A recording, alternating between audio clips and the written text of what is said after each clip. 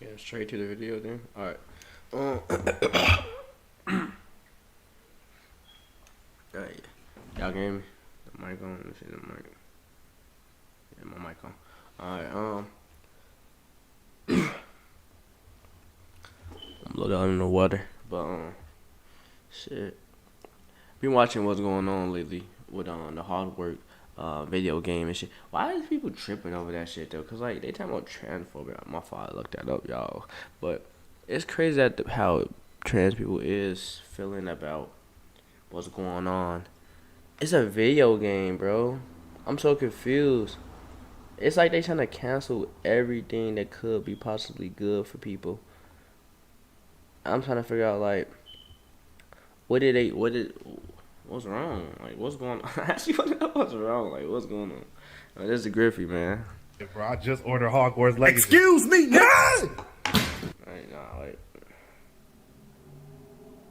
This shit kind of loud. What's good, bro? Bro! Ain't my pronouns, bitch. Wow. Did you really just say you getting that motherfucking Hogwarts game? Yes, ma'am. If you buy Hogwarts Legacy, read any of the books, have any of the merchandise, watch any of those fucking movies, you are contributing to transphobia. What the fuck? How? Jesus Christ, how? Because J.K. Rowling is a transphobe and Harry Potter. So she is transphobe, so that means if I play a video game about the book that she wrote, that must mean I support how? I just can't have fun with the video game? What the It's fuck is deeply going on? rooted in transphobia. Everything J.K. Rowling does, including breathe, is transphobic. What What did J.K. Rowling say exactly? I don't fucking She know. didn't say shit. I never researched it.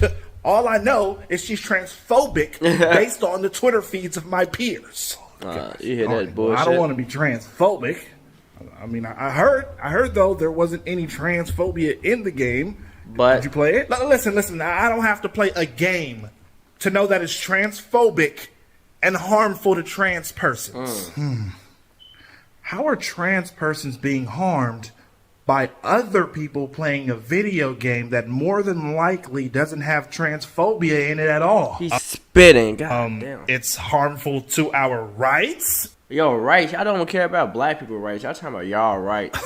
and it's making us upset that people are playing the game, and it just sets us Make back us upset that people kill us. What you? like 400 years. Well, I'm pretty sure people aren't thinking about trans persons in a derogatory way while playing a video game. Have you seen Twitter? No one is taking us serious. They keep saying that they're gonna buy the game Yeah, I'm gonna buy it anyway. anyway, and they're saying that we're reaching. Has anyone in the LBGT ever reached on Twitter? Do you like Disney? Lack of trans representation, but I suppose. Well, Walt Disney was racist. Like, a literal Extremely racist, and they still kind of perform racism today. Nazi. But years later, all the TV and films are hella inclusive. J.K. Rowling The cartoons of Disney is racist too. Y'all gotta pay attention to.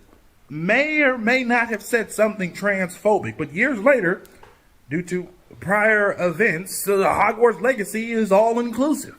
You know? So I think Walt Disney and J.K. Rowling kind of go hand in hand. Okay, if I can be fair, But they're gonna say, but trans is more important. Trans is blah blah what blah. you're saying is J.K. Rowling is also a racist Nazi Oh and my a God. transphobe. Yes, bro. I'm telling Twitter Don't worry. Don't worry. I understand. right now. This world is corrupted, bro. What the fuck? Breathe in and know that vaping nicotine can actually increase feelings of stress. Yet some vape companies get rich telling you it's a stress reliever. So let's call The it what it ass. is. It's a breath of stress air. But how about me? I smoke weed, so like, Okay, so that's a bad thing. Iron Man, a pop star, and an NFL wide receiver walk into the metaverse. See what I did there? That was smooth. I'm Kiki Palmer, and on this ride, we're talking all things Kiki Palmer. We've got Andrew Tate's ex exposing how he recruited victims in newly obtained messages and voice notes. Hogwarts Legacy has divided and Damn, bro. Andrew Tate still found his way into media no matter what. And speaking of the last video, we watching how it works. This is insane. What's wrong with people? What's going on? This world's corrupted. The internet on fire. Why people are shouting scam as hundreds of thousands of dollars are being raised for Turkey earthquake victims. We're going to talk about all of that and so much more. Y'all donating money to people in Turkey, bro. What about people in America that's struggling too? Y'all rather spend y'all money for people who probably never would do nothing for y'all, but y'all can't even help y'all own neighbors? That's so weird. On today's brand new Philip DeFranco show, so buckle up, hit that like button, and let's just jump into it. Starting with this whole Harry Potter Hogwarts Legacy insanity. So if you don't know, Hogwarts Legacy is the newest addition to the Harry Potter franchise, and it is expected to be one of the biggest video game launches of the year. I low-key want it. I gotta get it, bro. Yeah, I gotta get it. As well as one of the most controversial ones. Because there are scores and scores of people on social media saying that if you buy this game, you are transphobic. But how? Though not to put everyone into the most extreme basket, there are others pushing the more mild take that it's simply unethical to buy the game because it supports J.K. Rowling. And so some of the things we've seen in addition to viral Twitter and TikTok posts. Wait, so y'all don't wanna support the video game, but y'all wanna read her books? Y'all wanna watch her movies? Y'all wanna reenact the spell she said in her books and stuff? But yeah, y'all don't wanna support the video game because it's potentially transphobic somehow. That is possible. That don't make sense. It's like this new world, but y'all, I guarantee y'all, there's people that's saying all this stuff got books of this woman. Y'all read the books. Y'all watched the movies of this, but yet now is she just a transphobic now because she said a couple things about how she felt about being a woman. Was saying, you're a transphobe if you buy this. We also saw many streamers boycotting because Twitch is hosting an ad campaign for the game. This because even though the game's producer has said that Rowling had no input in the game and actually people have noticed that there is a trans person in the game, there is an expectation that she's going to accept royalty payments. With trans streamers... So y'all upset that she's gonna get money for something that she created? Nicotine tweeting, I call on every streamer to join me in taking a stance against bigotry, hatred, and those who support such views. But since then, a number of streamers have gotten early access to the game, and Twitch has become a fucking firestorm. Like there's this one clip that's gone absolutely viral of girlfriend reviews. You see them getting bombarded by hate comments for playing Hogwarts Legacy. The girlfriend leaves the room in tears. And every time I look at chat, it's just the conversation is just like maybe we can do like bothering a me. be right back, like a little break or something. And that notably, she's crying. Happening on a stream where they were actually raising money for the Trevor Project. Also, someone even created a website where you can see all the streamers who've played the game, so you can unfollow or target them, prompting some to call it. Bro, y'all trying too hard. It's a literal witch hunt, pun intended. You also had big names in the space weighing in on this, like Asmongold, who stated his position in stark terms. I don't give a yeah. Well, the game's fun to play. I'm gonna play the game. Exactly. I'm sorry. What did I don't understand. Like, bro, I'm gonna see a trailer of this because like, it's two black people. It's kind of fire. It looks fire, bro. What is y'all talking about? What is y'all talking about? I'm so confused. If people get mad about something on Twitter, you just ignore it for like 3 days and it goes away. Then pointing to exploitative labor practices in the third world and accusing the boycotters of hypocrisy. Like, is this really worse? Like, how are you boycotting Harry Potter, but you're not boycotting Apple? And notably with this, but y'all not boycotting Balenciaga. Y'all not boycotting Gucci and stuff. But y'all want to take down a fucking video game? Y'all priorities is weird. Fine with people drawing their own line in the sand between which products they're willing to support, but that he doesn't support people going after others for just enjoying the game. And to that point, I mean, it's the first of 2 times he's mentioned here. You had Hassan Piker, who's a massive streamer, speaking on this. The only reason why I'm not playing this game, and I know a bunch of other people are not. People donating money just because he's there. Playing this game is because we know that it's not worth it to get bullied endlessly and called transphobic endlessly when we have massive queer communities and audiences. That's it. Everybody knows how much leftist love to chirp on the internet. They got no power.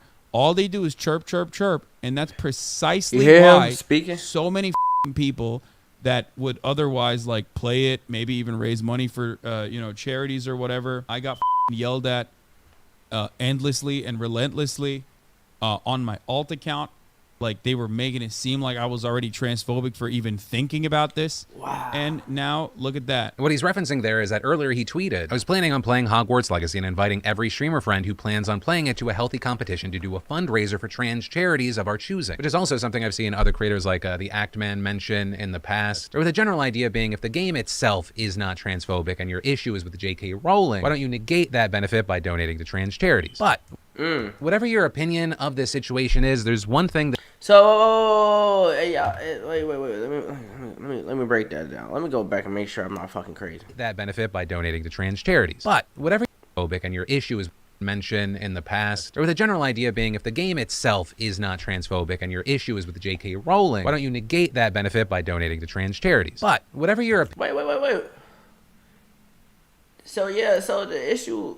So, they want people to get angry or not play a video game because a woman who made the video game is transphobic. So it's like y'all basically saying our feelings are more important than your happiness, than your enjoyment, than your life. That's why we're going to get out on you. We're going to cancel you, damn it, because a video game, bro. Opinion of this situation is there's one thing that is undeniable, and that is that this game may actually be one of the most successful launches of the year. It's already topping bestseller lists for both PC and console. People are viewing it on Twitch like crazy. And here's the thing, the sales for this have probably been supercharged because of this controversy. Like, half the shit I know about this game has been force-fed to me because social media platforms love that algorithm. Engagement, especially because the only people that are going to be hurt in this situation are content creators. Right? How many times have we seen backlash on social media about a thing and then it just not in any way affect how many people actually play the thing, especially because everything about this ends up promoting the game. Even inaction or the absence of it becomes a news story. Where, for example, several gaming outlets have declined to review the game. And IGN, that did tackle it, added this caveat where it said, quote, whether it's ethical to play is a separate but still very important question. But then Hogwarts... Wait, but it doesn't make sense. I'm sorry, it doesn't make sense. You telling me after all these games, all these violent things, all this is the game that people like, you're offended by? What the fuck? I'm so confused. What you mean? If you want to stream a game, you stream a game. It's a video game. What's going on here? It's make believe. This is not real life. You're too deep. Hogwarts Legacy gets that much more attention because everyone else starts talking and reporting on that. And this is outlets like Rock Paper Shotgun are also going as far as to publish articles about other Magic-based games made by trans developers. Also, if you're one of the people that's like, I'm gonna play this game to own the libs, or you have negative feelings about trans people, you might actually not even be happy with the game. Because as I briefly touched on, thanks to this game, the Harry Potter franchise now has its first trans character. Serona... Who cares? It's a character. What's the character gonna do? It's a character. Why y'all crying? I'm so confused. Developer explaining they wanted to represent the rich and diverse world of both Harry Potter and the franchise's LGBTQ fans. Okay. Then even there, critics have skewered that character for having a name that sounds... Okay, people don't realize transphobia, bro. I mean, you scared of, you're scared of them. What's scary about it? It's a video game. What the fuck is going on? And this is what they're saying. Sir Ryan, which they say sounds very masculine. With people comparing this to other tone-deaf names Rowling is known for. Most famously, Cho Chang, which apart from being kind of stereotypical in general, also mixes Asian surnames. Though to be clear here, Rowling doesn't appear to have actually had any input with Serona Ryan. But hey, ultimately, that is the story. That is where we are. I'd love to know your thoughts in those comments down below, because this whole situation is just a nasty, ugly mess, and there's so many different opinions on it, and I'd love to hear from you. And for better and worse, we're going to be diving into those comments, whether it be for later this week or specifically the Sunday show. And then, so y'all know when you go to concerts, Broadway show, you go to watch some sports, there are different prices for different seats. Well, now AMC, the largest chain of movie theaters in the country, is planning to do the same. Right, depending on the seats that you choose, you might be paying more or less for admission. They call it Sightline, where preferred seats cost a little more than a standard ticket. Oh no, bro. Movie theaters trying to move like us, so they trying to basically be like football and basketball now. That's a stupid move. I'm not gonna lie to you. The reason I say that is because barely people even go to movie theaters nowadays. You can watch movies at home now. What you talking about? Most people don't even go to movie theaters, and when people do, I'm not gonna lie. I don't think a lot of people gonna spend a good bag to sit just closer to this front. Like they gonna probably just find a decent seat towards the back or something like that. And the value seats cost a little less. Or with value, you're watching the movie like this. And then you have preferred sightline being centered, middle seats. You cast your gaze that's what I'm above the saying. pores and you enjoy your movie. With the average seats are what they're deeming the standard sightline being the normal price of admission. With AMC's VP saying, while every seat at an AMC delivers an amazing movie-going experience, it doesn't. We know there are some Thank you. Look, he's smart. moviegoers who prioritize their specific seat and others who prioritize value moviegoing. And saying this helps and gives guests more control over their experience. Also notably, with these changes, a number of things are not changing. The price of concessions, for example. Exactly. Man, he's smart. Look, you gotta think about it. Bro, also for shit. Why is AMC prices of food? Bro, I'm trying to be there to have fun, enjoy my time there, watch a movie, we leave, we talk about the movie. All right. But the prices is so high, it's stupid. I understand you need your money, you need profit. But you realize more... You gotta find people, you gotta like get people addicted to going to movies. I don't want to go to the movie theaters with people, and I know the food gonna be expensive. I know people gonna be loud to the movie. Why do I want to go through that when I can watch the movie at home on my TV? I can make some popcorn, nachos for myself, and I can enjoy pop, alcohol. I can smoke. I can do all that at home. So what's the point? So eventually, I'm not gonna lie, a couple of years from now, movie theaters might be canceled. Like movie theaters might be done with. Like that might not be a family experience no more. I think people gonna be more at home with their families watching the movie than going to a movie theater. But I'm not gonna lie, that's a lot of money wasted. Example, a small popcorn, small Coke, still going to cost you a kidney. And AMC's Discount Tuesday will stay the same where every ticket's just $5. And in fact, Sightline will only apply to evening shows after 4 p.m. And so far, this news in general has not been received well, including by names like Seth Green and Elijah Wood saying, this is absurdly stupid, it only creates unnecessary... Thank you. classism. AMC theaters clearly focused on squeezing new profits anywhere possible. Trying to get people back into theaters, don't penalize folks with less... He's so smart. ...to spend. And saying this new initiative essentially penalizes people for lower income. And as far as when you can expect these changes, it depends on where you live. Even these people peeped at it. Like, that's a stupid decision to make. I'm not gonna lie to you, AMC. Starting Friday, this is going to go live in their locations in New York, Chicago, and Kansas City. And for me... Of course it's going to be in Chicago, of course. I'm not a fan of this change, and it's for a number of reasons. The first is that I actually worked at a movie theater for a while. And literally one of the first thoughts that popped into my head is, who the fuck do they expect to enforce this? Like, at many theaters, you can already select your seats, but by pricing them differently, you're going to see an increase in a number of people, like as groups, buying the front and second rows. And then when they get there, if the movie theater is not sold out, they're just going to spread around. As a broke-ass college kid, that's exactly something I would have done. So we're going to see an increase of these workers having to get into disputes with customers. I also agree with the sentiment that this penalizes. So that means you're gonna have a security guard in the movie theaters watching these people sit down and make sure that's actually their seat. Remember that's their seat. Don't get distracted through the movie and stuff like that. Like, that's a lot of work. You better be paying that man extra money for that, boy. Penalizes people for not making as much money. Because let's be honest, this is just the first step. What if somebody go back and forth with him, arguing like, bro, this is my seat. What are you talking about? And he's like, nah, this is not like he's trying to go back. He's trying to quote unquote just do his job, but like that do create a problem. They can say they're increasing affordability, but they're just going to end up raising prices. But also with all that, I'm pretty sure y'all already got cameras in the movie theaters, and I'm not stupid. Like I'm not gonna pretend like they don't have cameras in the movie theaters watching the movie, because think about it. If something happens, a crime happens, somebody gets stabbed, shot, or somebody even having sex in the movie theaters, bro, they are clearly watching that. They like, okay, these people are crazy. You need evidence that something happened in your movie theater. You can't just like, oh, let me just put a group of probably over 40 people in this one compact spot watching one thing. People get loud, people get irritated. It's a movie, so the whole point of the movie is supposed to be engaged. People talking about it, whispering, making noise. People get upset about that stuff. And then if you talk about your seats, people gonna tell you, hey, what you doing, bro? That's not your seat. I paid for this. The security guard getting involved. Like, it's gonna be a fucking debate, or they gonna move around anyway. Cause I'm not gonna lie, I never really liked it the front. Who wanna lift up and look up the whole time in the movie? That's so stupid.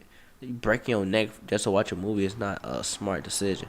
That I will say, I say this as an outsider that's not a part of their industry, and I don't know how much they're struggling, but I know that there's a lot. They are struggling. I said, look, I'm telling you, they're gonna go bankrupt.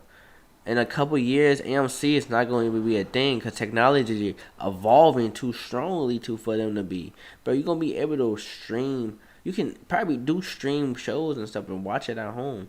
Like I said, so there's no purpose of me going to the AMC, wasting all my money on some food that I can buy at the grocery store and have like more to go to.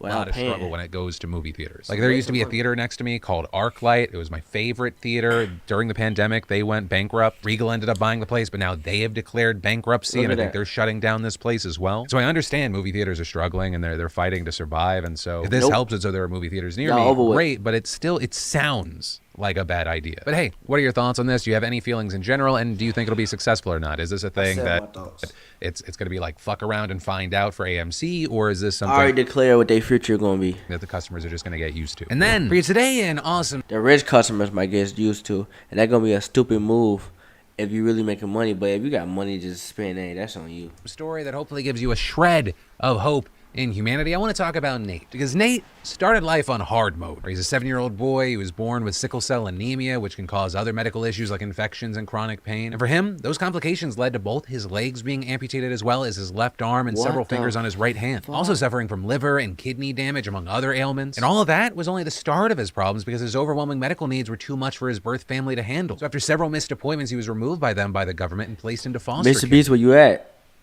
You have a line, where you at? With him soon after having be a savior, bro. Go help him. Go to the hospital for an emergency surgery, and right when it seemed like he was at the rock bottom, Jenna arrives. Jenna is his first grade teacher, and when she heard about the situation, she had to come visit him, saying just thinking about him being at a hospital without his family there, I was just sad for him. I just wanted to be a familiar face. And there she chats with a social worker who tells her how Nate's foster family lives an hour from his school, which is an idea. Hey, I'll be right back. Give me a second. I need some water.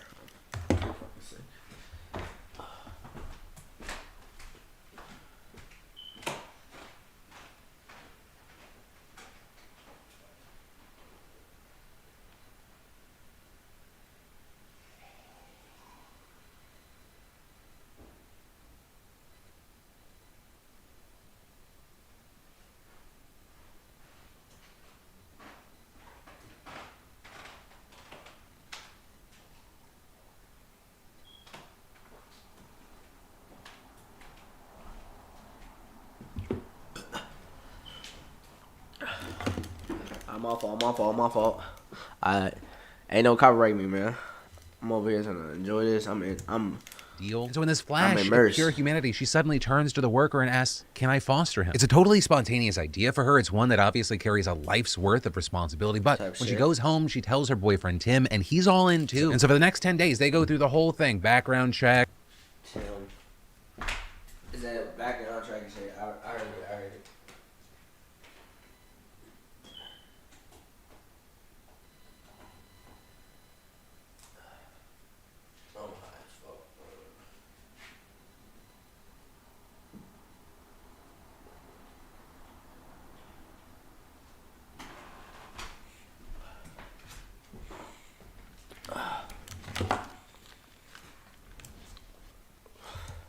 Training programs, home inspections, and all that. That was over 3 years ago. And so now Jenna, the English teacher, and Tim, the art teacher, they're married and they're pouring all.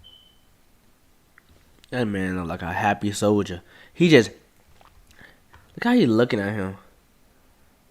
I can't tell if he's weird or not. All their love into their son and former student Nate's life, who has never left, being there for their wedding, his sister's birth, and Christmas mornings. He's now cared for. He's got. She adopted him? Prosthetic legs, dreams of becoming an actor. With Tim saying when you're waking up... bro, he need to be an actor. He got a good soul. With a kid in the middle of the night and helping him get dressed in the morning and giving him baths and doing all the stuff that parents do. It was only a couple of months and we were a mom and dad. You know, that's a story that obviously warms my heart, but I think it also serves as a reminder that family is family. In my eyes... family is based on action. I know she loved that boy too. You can tell. You're not mom or dad because you made that kid. You're mom and dad because you loved and raised that kid. So this story, it warms my heart, and I wish this little family nothing but the best. And then, longtime viewers. Hey man, he needs support, donate to him, bro. For the show, know that That'd I've be owned love. a Ridge wallet for years. And I feel the need to remind you about Ridge as a whole anytime there's a Man, you gift could giving tell I'm sick opportunity. as Which, hell. hey, Valentine's Day is here, people, and thanks to the fantastic sponsor and longtime partner of today's show, Ridge. I don't like Valentine's Day. I really don't believe in that holiday. It's a weird holiday to celebrate, in my own opinion. Like, shouldn't every day be a good day with your partner? I don't know. I got It some seems like things. it's like a weird holiday to boost. I'm sorry, it's weird. It's like to boost people like morales up or something. Like to give people like a happy day with their partner. Like they go all out. They spend probably millions of dollars at the same time buying flowers, roses, and chocolates and trips and like it's like kind of crazy. When you just want to like, I just feel like every day is a like Valentine's. Like you waking up to your partner, you end up doing the same things, but just like an extra thing. Like why do that one day gotta like convince you to like go all out? It's so weird. To share. Ridge has a minimalist design to all their products, from their front pocket wallet that's slim, RFID blocking, and comes with a lifetime guarantee, as well as my new favorite item, their durable key case that holds up to 6 keys. This sucker takes the jingle out of the key ring experience, and it's just cool. And it's a no-brainer shopping for gifts or for yourself when you go to ridge.com/DeFranco and find more Ridge products like weatherproof backpacks, really cool rings, watches, pocket knives, and so much more. But that sleek design is what I love most. There's over 30 colors and styles to choose from, and many of Ridge's products go together, so make sure to check out their bundles. This Valentine's Day, Ridge products are where it's at, so go to ridge.com/DeFranco to get to jump significantly. And well, yesterday, like I offered, this afternoon is impacted by ridge.com/DeFranco to get 10% off right now. And then, so many people have been impacted by the horrible earthquakes we talked about yesterday in Turkey and Syria. The death toll as of this afternoon is officially at 7,100. Oh my God. People, but that's expected to jump significantly. And well, yesterday, like I often do, I linked down to resources and charities that people could donate to help those on the ground. We also saw other creators in the space launching their own fundraisers, like Hassan Piker launching his own soft giving fundraiser link, with the money set to go to a variety of charities based in Turkey and Syria. But because... Okay. Hear me out.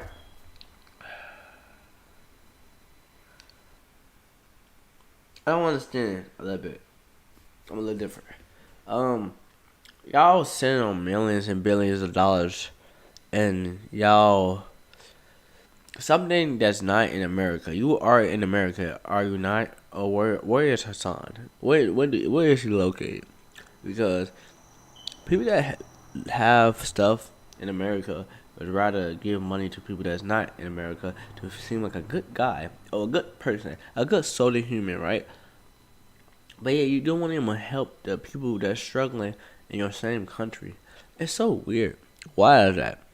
Is it like programmed to be like that or some shit? Is it like, hey, well, it's not more like he donating his money. It's like he convincing other people to donate their money to someone that's not even, and that's what I'm saying. It's weird. You know, this took place. It's like Black Lives Matter did the same thing, and I'm still mad at it. What?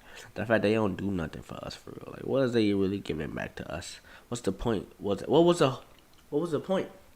What was the point of convincing all like people that y'all was doing good for a good cause? Get a good sum of money, and what have y'all been doing?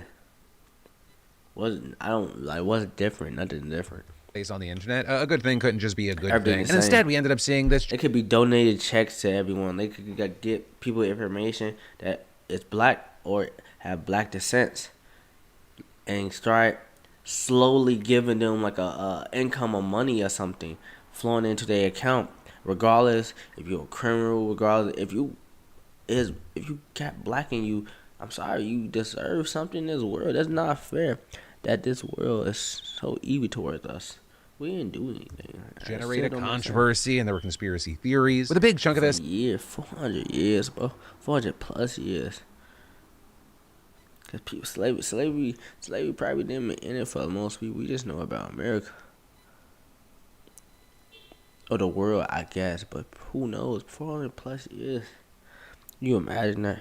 Then out there we had to deal with racism still. Had to deal with Jim Crow. Had to deal with the fact that we can't even live a daily life because you could get killed That's cause like seeming to stem from a streamer yeah, by the name of yeah, iShow it's Speed, donating some money to the fundraiser. He was look at that, like they even got Speed doing that, bro. Speed, why do you not go donate back to your own community? That's so gonna give weird. more, but then we saw this happen. Hassan Piker is taking all the money for himself. He lives in a mansion. All the money is going to him. Thank you. So he can buy a new pool for his mansion. Yo, chat, what is going on? Speed, it's a scam. I am being. It's a scam? Bro, I don't. Oh my God. With Hassan's editor explaining on Twitter that iShow Speed was actually going to donate $50,000 to the effort until that text-to-speech user convinced him that Hassan was a fraud. Also, adding that Hassan had donated $25,000 so far himself. With Hassan that don't mean anything. Watching that clip and saying, I hate it. These people are so desperate to vilify me that they like even when I'm trying to raise money for a cause actively, they like go and harm. But why do you care about them more than people that's in your own country? That's why it's a little sus. The fundraising efforts, like there are literally people under rubble right now. It's so crazy that like this is how far. Okay, I understand that. But what about the families that can't afford the funerals because someone killed their kid? Do y'all donate back and help? And like, I got y'all. I know y'all struggling. Like, do y'all do that? What about the abandoned houses and stuff that's still in neighborhoods every single day that's there for years and still go probably there for years? Why does none of that stuff is rebuilt for more people to have homes? Y'all talking about people that's over there. Far go. They stopped them from donating $50,000. And I will say it does suck, right? iShow Speed, absolutely massive streamer. So many people watch him. And with him, I think the nicest way to say it is like him not being super well versed or having a breadth of knowledge on this topic or this situation, and that including the fundraising and charitable efforts, paired with him likely extra scared of being called a scammer because that whole crypto thing where his own fans were calling him out. It gives air to unbacked claims that this is a scam. It ends up hurting people that need the help. But the good news is, in spite of all these people that are spreading misinformation or doubt about this fundraiser, as of this morning, over $670,000 has been donated. Damn.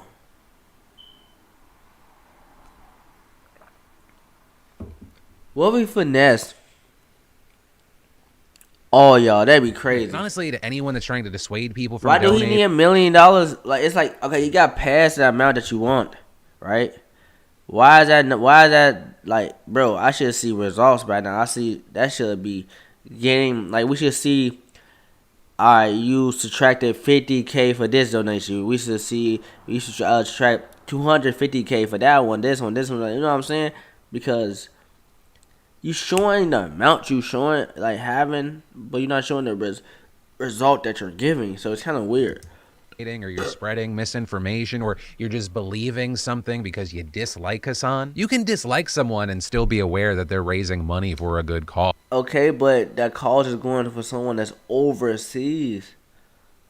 Bro, y'all don't worry about your own people. And not try to kill it because you're hurting other people. And to those people, I would ask, like, do you realize what a stupid, sick weirdo you are? Like, if you feel conflicted about the source of something that's good, just throw out the worst person you know just made a great point meme. Move on. There's so much happening in this world. Sometimes we just got to focus on what is the net benefit. And then one of Andrew Tate's exes. Okay, he helped them. Okay, but can he do the same for our people too? Like speaking out about how he tried to recruit. You're doing something good, but at the same time, you're doing something like that's evil. It's like you're picking them to his alleged sex ring. Speaking to Vice, where in the interest of anonymity, they named her Lisa to keep her real name private. And they're detailing how Tate would use dating apps and Instagram to groom women as cam girls, explaining how initially they met back on Tinder in 2016. They have a first date at a London restaurant. They seem to hit it off. They continue seeing each other until Lisa says she feels something's a bit off about it. So she starts asking him more and more questions about the lifestyle he led, with Tate then offering Lisa an ultimatum, saying if she wanted to be his girlfriend, she'd have to live with him and work for him. And after some more questioning, Lisa found out that Tate was running a webcam sex business from Romania, and the job that he was pressuring her to take involved performing sexually on camera. What? Why does this feel like sus, bro? I need proof. Show me the screenshots. Sexually chatting with men, as well as managing the other women who worked for him. They'd also allegedly pushing Lisa to sexually perform on camera. It was a choice. He said, if you want to stay with me, you have to do these things. The door was still there. The option to leave was still there. So he had to tell you, like, hey, yo, you do this with me, I'll give you a percent. I'll probably give you, it probably 60-40. You're going to be rich. Do you agree? She agrees to it. So what's the issue? Camera for him, despite her having no desire to do so. Also trying to set up a call with another woman to help sell the idea. No accountability. idea to her. And Lisa is saying that when that kind of simple persuasion didn't work, Tate switched to a more domineering and demanding approach. But saying at this point she had caught on to Tate's methodology and called him on it. Reportedly saying in a message, if this is how you recruit your staff, sleep with them, vet them, make sure they are tough enough to take shit, you need to stop using Tinder. Or with Tate allegedly using what's called the lover boy method, a strategy used by men to make women fall in love with them. The lover boy method. What is that? That don't even make sense. Like, it just sound like a man who got a good personality or either a good charm. Cause if that's the case, you do realize like girls can do the exact same thing as boys. So what you gonna say, love a girl method? Cause girls could persuade a dude to literally go commit a homicide. Do y'all not realize the things a female can do? And they can manipulate the same way. Oh my God. Them for them to then exploit them. With it even so you gotta arrest every female that does the same thing. Being reported that Tate in his online courses reportedly shows men how to target women on social media and do this. Regarding Tinder, make people feel something. It is important to note that Tate's alleged hunt wasn't just limited to apps like Tinder. Vice also talking to a young woman who said that Tate reached out to her on Instagram when she was just 16. With she and 2 other friends receiving similar messages from Tate around the time following his exact opening line formula that he... How you know somebody didn't take his account and do this? He reportedly teaches in his course. So he probably don't want to be on this stuff. Luckily, none of those young women met up with him. With one of the women saying it felt like he targeted young girls because that's an age where girls feel the most insecure and they're getting the most excited to get any attention. The fact that he specifically stated that he manipulates young women into sex work, I think that's a problem. And reportedly, she's received some hefty pushback from Tate's fans for speaking out publicly against him, saying, I get you're a liar, or you're such a slut, you had Instagram at 16, it's your fault. Right, so a lot of the news we're seeing, it's kind of further insight into the allegations against him. Right, so more of the specifics. And as far as the brothers, right, Andrew Tate and Tristan Tate, the next 3 weeks are going to be very interesting because right now they're being held until February 27th after losing their second appeal. But as always with this situation, we're going to keep our eyes copying. It's like just taking a little part of it, make it sound good. You know, eyes on this to see what other updates we get. And in the meantime, I'd love to know your thoughts. And that's where today's show ends. Oh, bro, it was pretty good. It was decent. Hey, PewDiePie having a kid, nigga, rich as fuck. His kid could be so rich. Ready? Those people don't give back either. Mia, can you send me that? Sure. It's like crazy. Are there any type of philosophers that you? We watching on the button. Like, she rejecting motherfuckers. I'm not surprised. It's like typical woman shit. I use that real quick. All right. Say you find yourself really akin to, or that like really have influenced you? Kanye West. Did you just like? Hey, that's fire. Kanye West. Welcome to the button. Hey. Say Kanye West. Hey, I fuck with it. A speed dating show. When the button lights up red, either player may press it and swap out their date for a new person. Get out of here. If 2 people can last on a date for 10 minutes, they win an all expenses paid second date.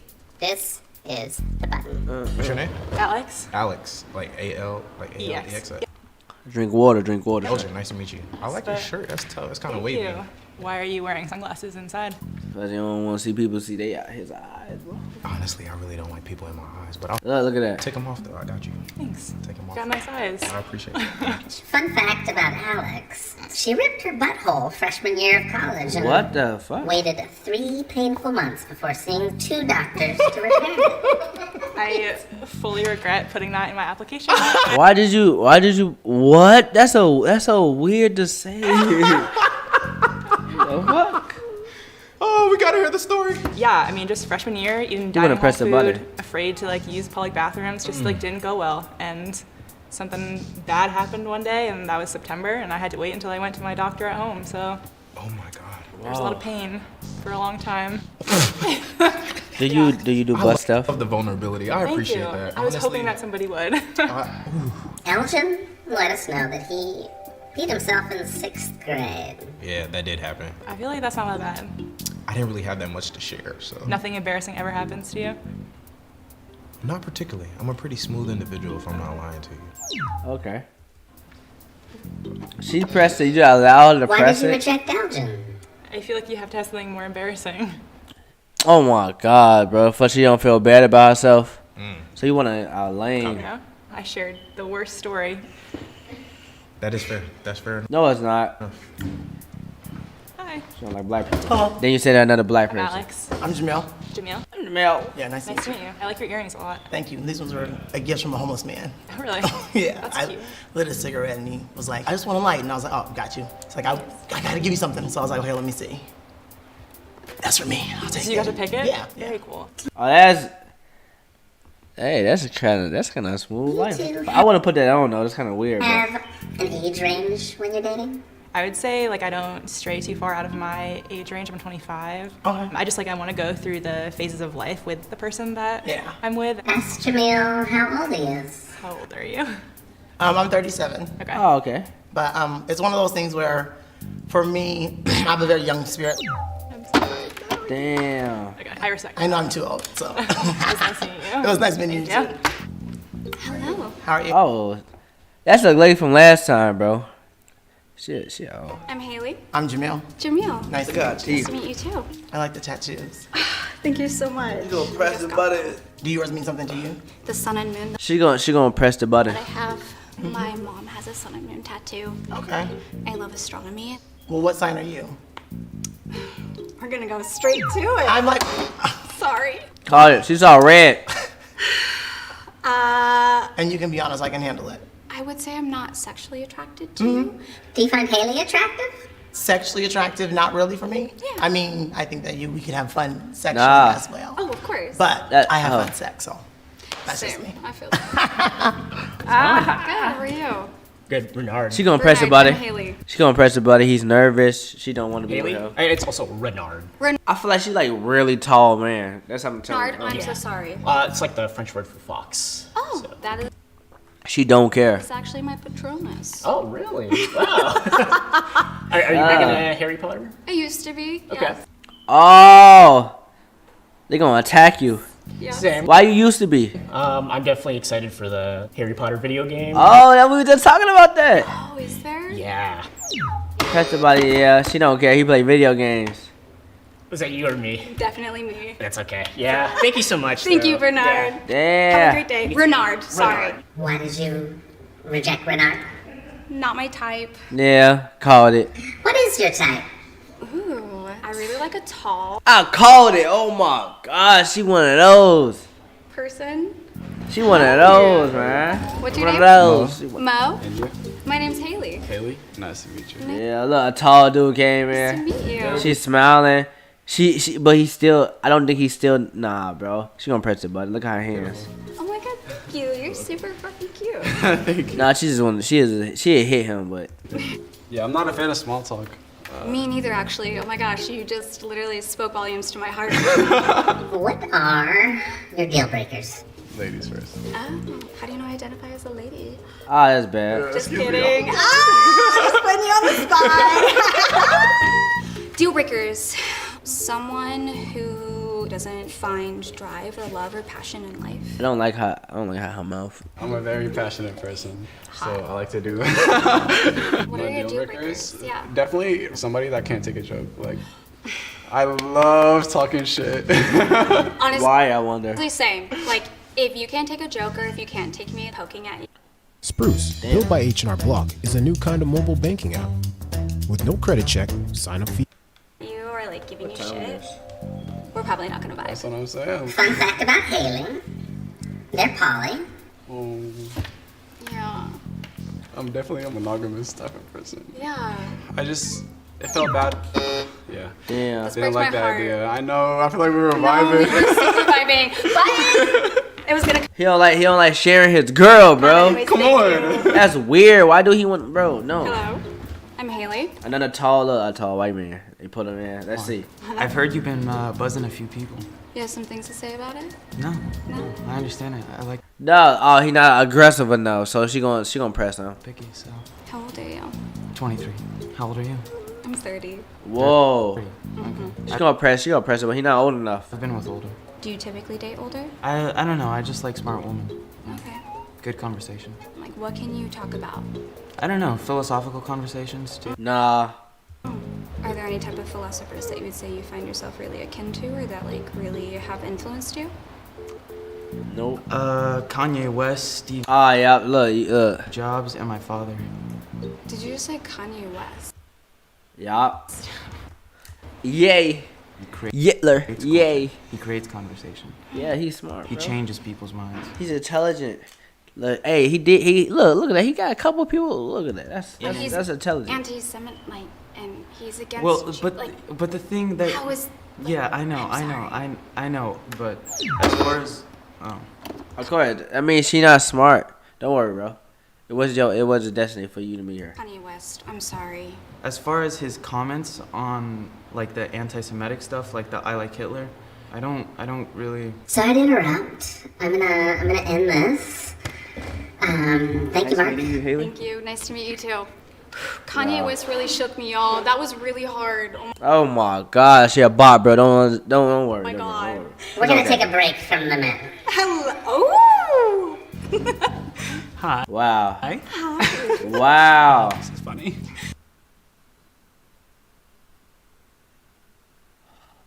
Wow. What the fuck? She gonna press the button on there. Is it trans? Why is this funny? We were just playing Truth or Drink in the dressing room, and Chris just had a question That's a guy. Is I'm crazy? of who would you be most sexually compatible with out of this group. And lo and behold, it was me. Yeah, so you're training to become a certified sex coach. So cool. I think there's a lot of healing with sex. Of course you're gonna say it like that. So that mean you just. And there's so much shame behind all of it. But yet you press the button. Oh, sorry. It's okay. No, it's not. Can I hug you? Is that okay? No, Yeah. we're amazing. Fuck out of here. That shit is insane. Why did you reject Chris? I am not particularly sexually interested in them.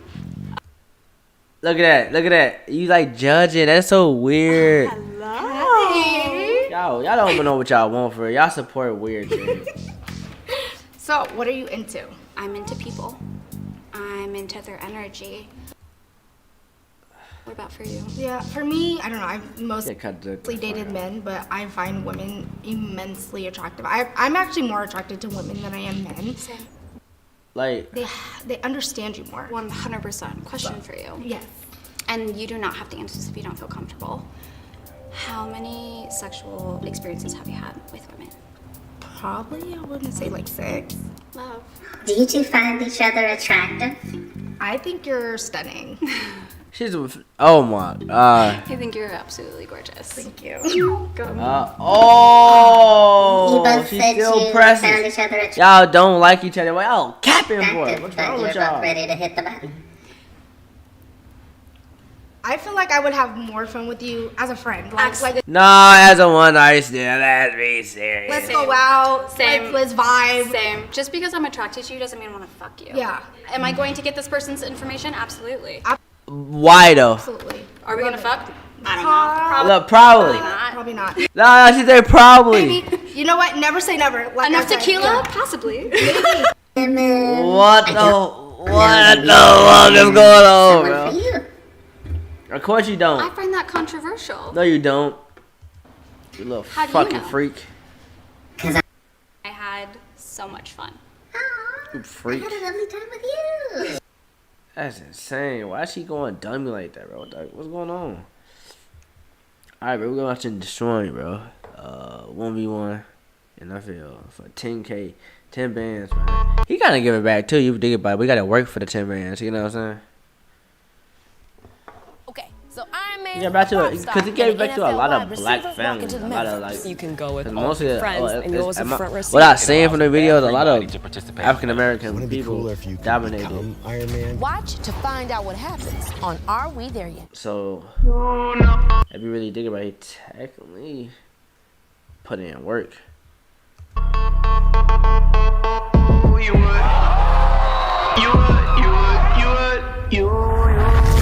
Justin Jefferson? I'm like, say less able. If he's square stretched out, that's a rectangle. Tell that girl to wipe me down like a wet table. Oh yeah, no. I got to the video. No. Come on, we gotta listen to Culture real quick. I don't want them showing me too much like stuff. It getting too good.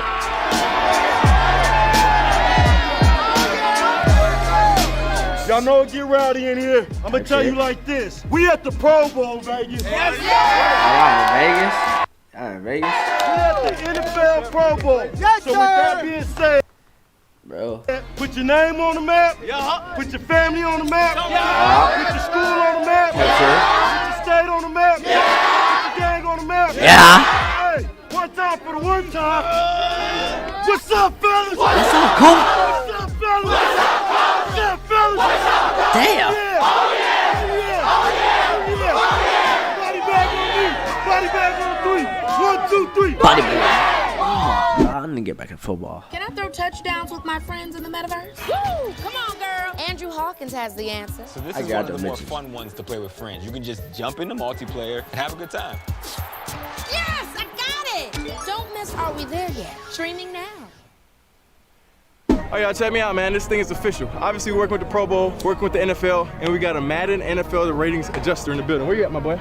Yes, sir. So how it's gonna work? We're gonna see people do their thing and run their routes, and we're gonna ask them. If we was to grade them in Madden, what would they rating them? If they're terrible, what do they get? 0. If they're good, you think anybody gonna be 99 today? I don't know, they're gonna be really good to get a 99. I think it might be one person. It might be one person who could get a 99. We ain't gonna tell y'all none. This is chill. Might be one guy, man. We appreciate you, man. All right, man. Shout out to Madden. We're gonna see what these boys do. One's up. He gotta be there. He gotta be there. Yeah, come on.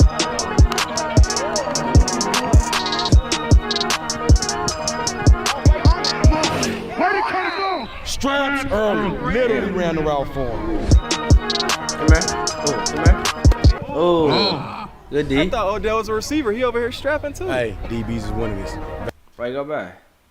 I thought Odell was a receiver. He over here strapping too. Hey, DBs is one of this. Vegas guaranteed. The gate.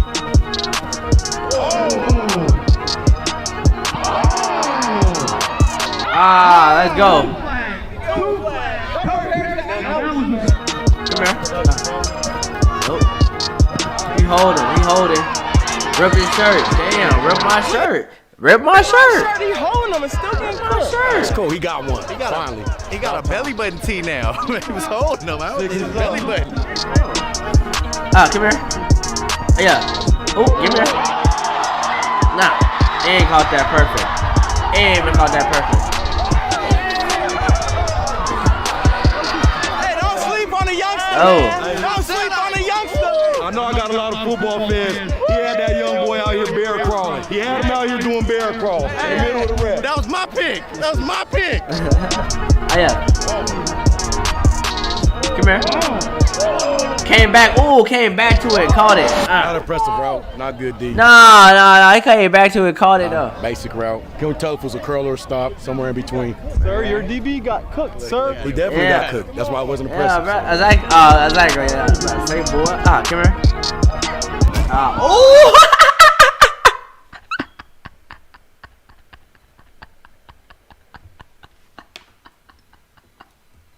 What the fuck? She got fucking. Damn, she got whacked. That's forever. Oh my god, people recorded that too.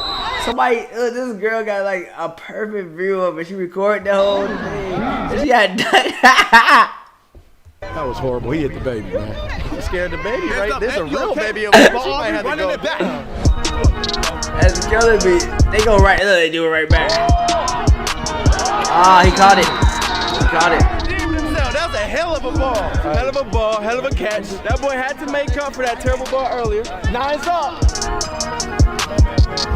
Come here. Hey, that Hawaiian kid was doing better than you, bro. Where he at, bro? Put him back. I'm not gonna lie. I'm not gonna go down a little bit.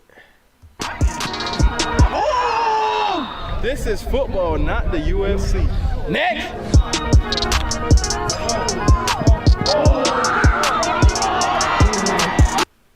Great route, great catch. Oh my god. That boy looks sad running off the field. Beat the traffic. Get that boy a band. Come here. Oh, good catch. Step back. Rating adjustment. What would his rating be? Is he a tight end? I don't know. He looked like a hand in the ground type. Yeah, he's a big guy. I think he's probably like a 74 or wide receiver. Okay, that ain't bad. Low speed. Kind of decimates him a little bit. You just said that tight end looked like a smooth 74. Not too bad. Not too bad. If he was faster, yeah, that'd be nice.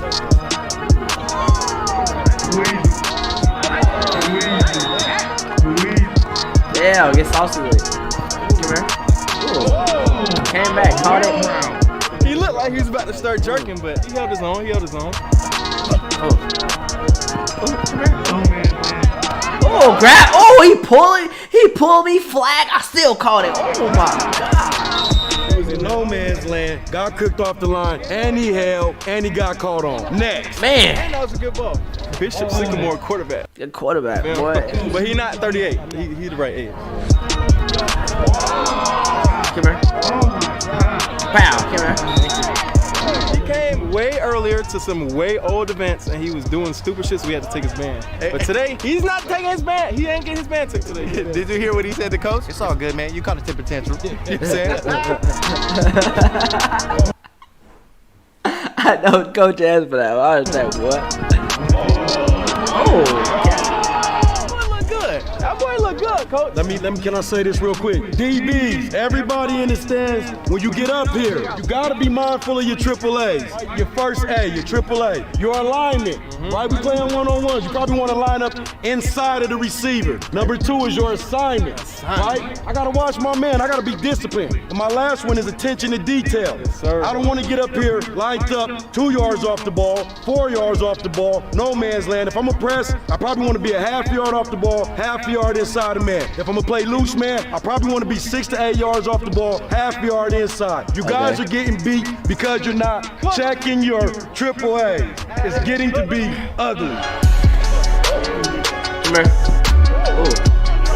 Ah, good D. Let's talk. Chain got his mouth somehow. What the hell? To the Madness guy. He's supposed to run a curl, and he ran that. What would his rating as a receiver be? That's like a 42. That's generous. That's generous, that's fam. pretty low. You think it should low? I give him a 12, bro. 12. I give him a 12. 12. Can I throw touchdowns with my friends in the metaverse? Woo! Come on, girl. They had me trying to go show this ab, boy. This is one of the more fun ones to play with friends. You can just jump into multiplayer and have a good time. Yes, I got it. Don't miss Are We There Yet? Streaming now. Come here. Foul. Ah, that would have been nice you caught that. The route was great, though. I ain't gonna lie to you. He just got to finish. He just messed his whole fit up.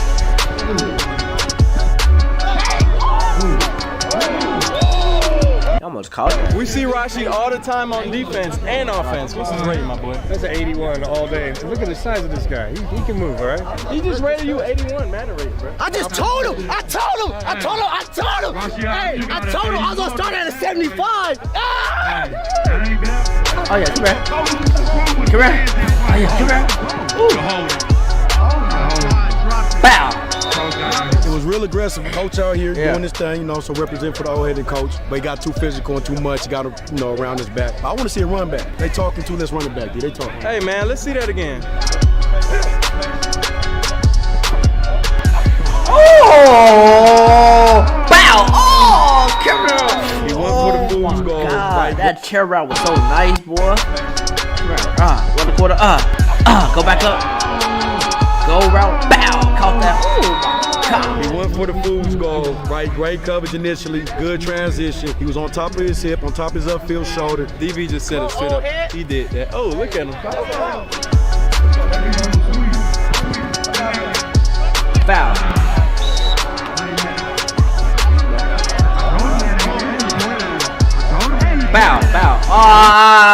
Need grip. You need grip boost.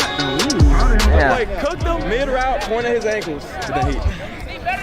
Bro. We got a special guest in the building. He's always showing love. NFL legend, certified arm, Michael Vick in the flesh, man.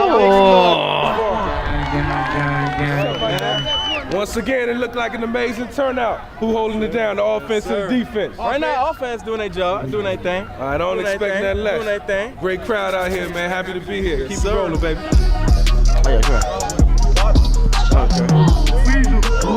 Foul. Good shit. Yes, man. That's our future, man. That's our future. They're gonna be doing anything. Bro, they're gonna be going dummy, bro. You don't know, man. People don't understand what's like 10 years. Good route, my boy. Love you, Mom. I know that. Shout out to Mom. Look at that. Come here. Ooh, dog.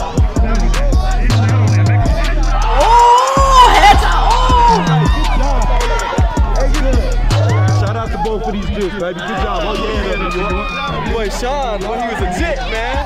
Bro, look. Hey, Coach a W, man. Look, he like, hey, bro, good job, bro. It don't matter if he got a good job. It might next time you might. Boy, Sean, boy, he was a jet, man. All right. Yeah, come here. Oh, yeah. Oh, run off. Come here. Had to jump up. Caught it. I should have went to the little flag tournament they had, man. I told you, these boys is the future. There's a girl? Ah, good D, let's go! They going crazy all the way from New York. She just hit a backflip. Somersault. 99 backflip. Y'all see that backflip? 99, boy. 99. Yes, sir, man. Ready to shut up my guy. Hey, come here. Bow. The lady in the crowd said he about to cross his. Boy, 99. Yes, sir, man. Ready to shut up my guy. Pow. Oh, my God.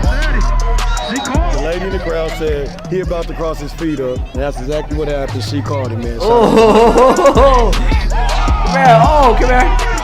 He pulling me. I still catch it. Oh, my God. Let's go. My little cousin came all the way from Hawaii. Oh, my mama. I gave it to him. I gave it to him. Y'all know about that. I gotta wash my legs over something.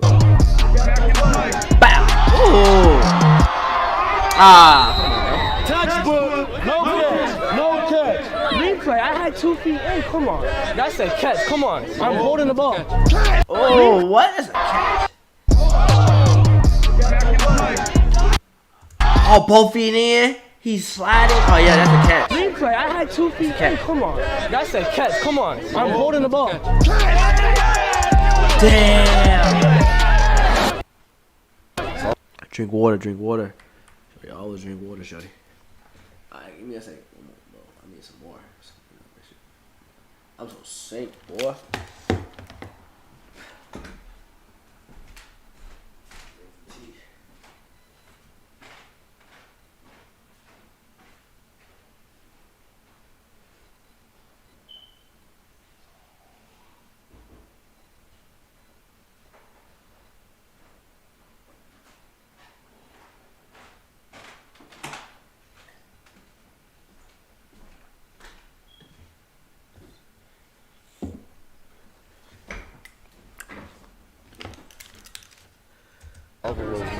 Overruled. Catch. Oh. He was beat by his alignment. He was beat by his leverage. You know, what do you expect? Bow. Ah. Oh, my God. Got that ski mask out to be They shicey. want to run it back now. Hey, let's go, young boy. How in the world? This nigga Justin Jefferson? It's a fluke.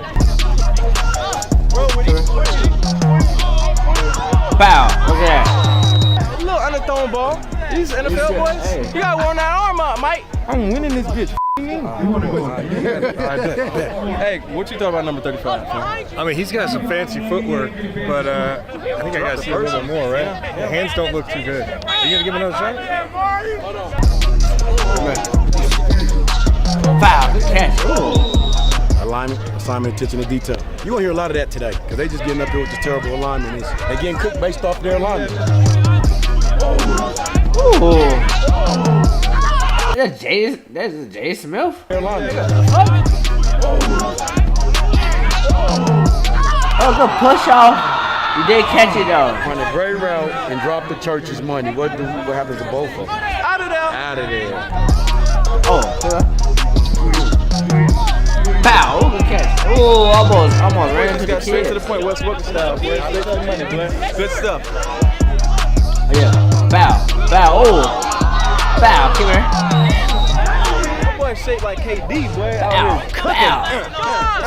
He lined up in no man's land with an off-man technique. Not gonna happen, Cap. It's gonna look like that.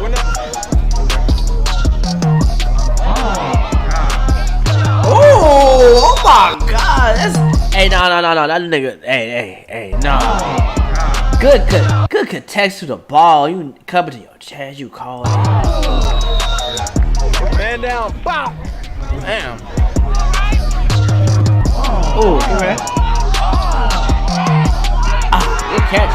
Oh my God. Damn. He caught it though. He like, bro, I don't care. I caught it. It was worth the pain.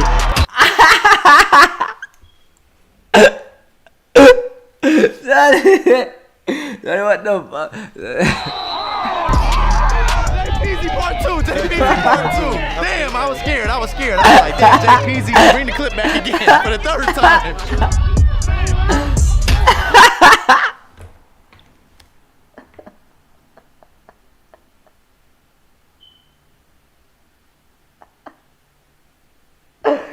Fuck, bro.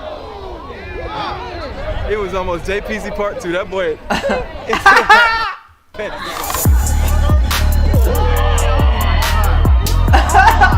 I can't get out of my head now. Oh man. I'm gonna run free in my head. There.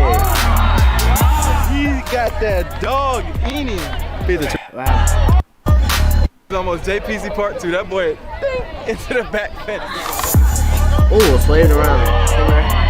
Oh, come here. He got that dog eating. Beat the traffic, fam. Hold it. Oh, he still caught it. Oh. Straps, and that was a hell of a grab. That's what he did. How do fans connect with artists in virtual concerts? That was a good concert, you a great defense, but I mean, good defense, but better offense. If you're like short like me, you always get like a Great. front row seat. Watch more of Are We There Yet? Now. So then, come here. Ooh, come here. Bow. Ah, flat. Coach picked him. Coach picked him. Yeah, I picked him because he came up. He's like, Coach, remember me from Las Vegas last time? I was like, I actually do, because you were strapped. It didn't look all the way, traditional, but he did what he just did. So I picked him. Come here. Ah, good crap. Oh my God, that boy, yeah. Yeah, that boy, yeah. Hey, hold on, man. Let's go talk to our Q real quick, man. Because he is placing these. Yeah.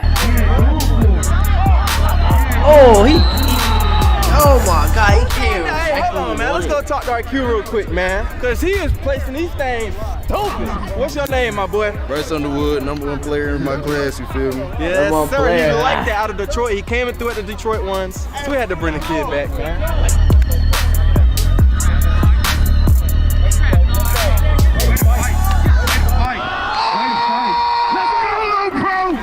That money, boy. Come on, now. Was that 50? That was 50 people. Hey, everybody, look. The first round is complete. Now we're moving to the money round. Now we're selecting 20 people, and we're moving to the 10 and in. And now it's really where the money come out. You feel me? Mike, you throwing? Okay. Money round. It's time, bro. We need to see some. DG up. We go. Take his band. Didn't do nothing about that. Take his band, man. Ooh. Ah, good D, damn. Straps, take his band.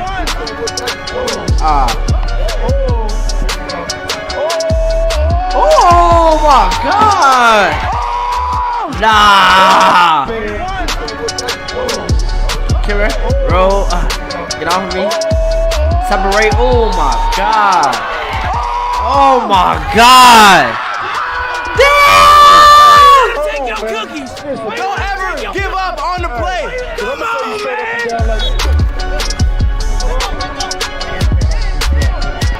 He came out to this track.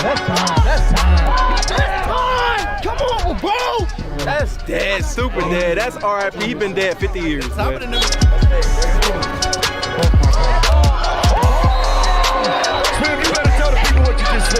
Let's go. I do this shit, man. Coach picked him.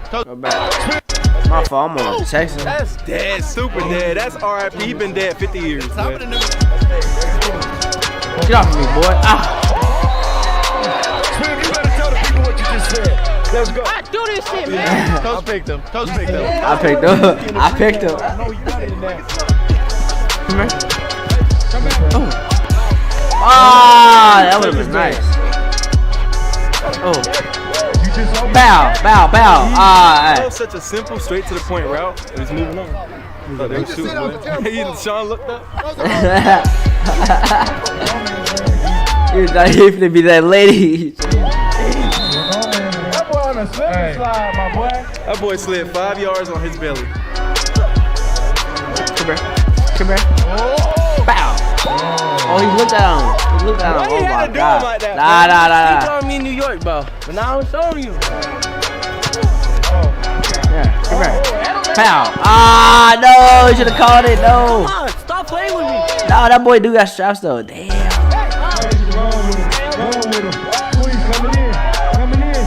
Ah.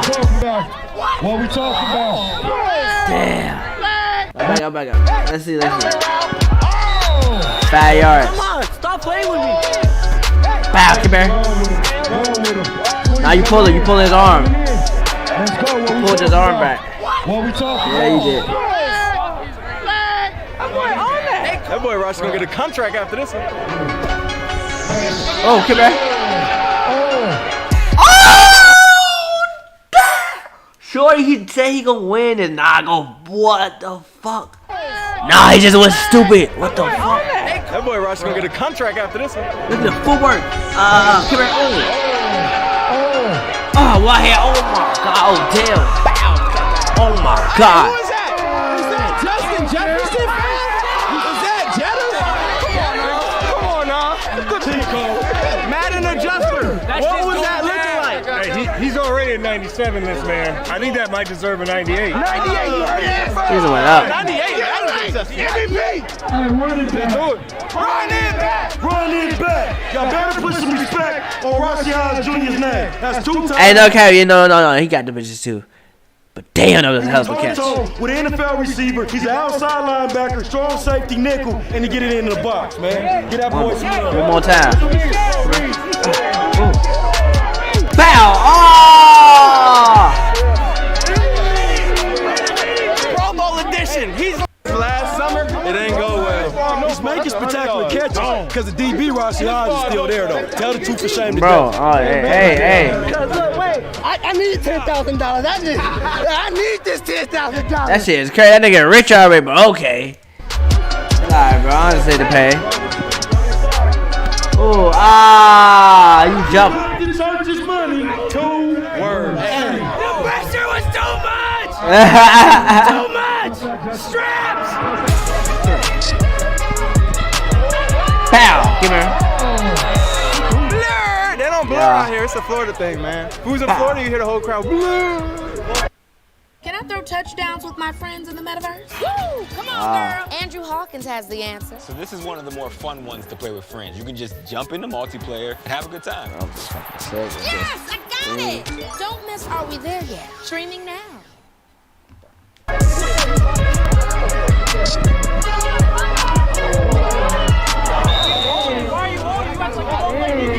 We got Chill Peasy and we got Angry Peasy. Hey, check it out though. Shout me out on Instagram. Only Tay with a 02Y.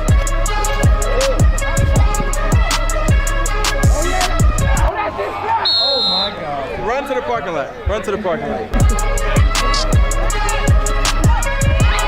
Oh! Bro, he need that, bye. Outside linebacker. Get him Exactly, some cold boy. water. He's hot. Get him some cold water.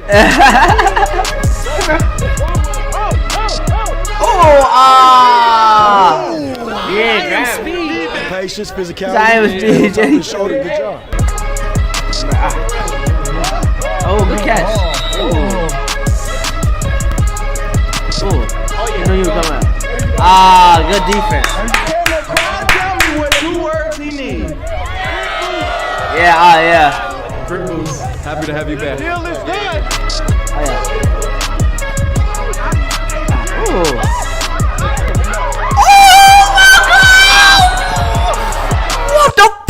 What the? Nah, that's wrong, but the little nigga cooking. Come here. He's better than you. Oh my God, he's better than you. He's better than you. Did y'all see a catch or a drop? It came out for sure. Nah, no, that count. I don't care. It looks good. The content, it looks good. Why did you do this? It looks good. Did y'all see a catch or a drop? It came out for sure. The rest said we going with a catch. Exactly.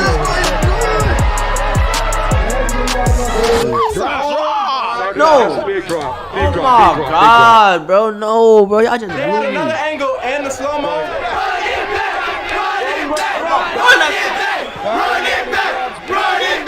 Run it back, cause he a dog and he gon' catch it. You can't run it back. Come on, man. He didn't catch it, y'all. I'm sorry. It's not fair. There's money on the line. The kid is talented. Matter of fact, come here. Where you at? Tell the people who you are, my boy. Justin McCullough. Where you from?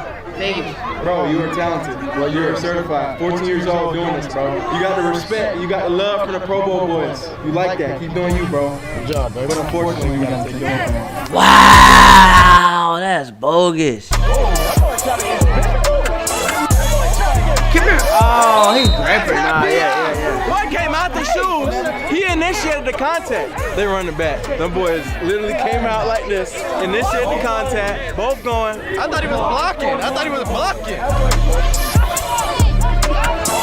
Oh my God. Give me that shit. I'll pick him. Go back. Oh, that's a catch. That's a catch. That's a catch. That's a catch. That's a catch. That's a catch. That's a catch. That's a catch. That's a catch. Scared me in pregame, but I knew he had that in him. What's his blocking rating first? Oh my God. The blocking rating went up, but I think he got 86 spec catch on that one.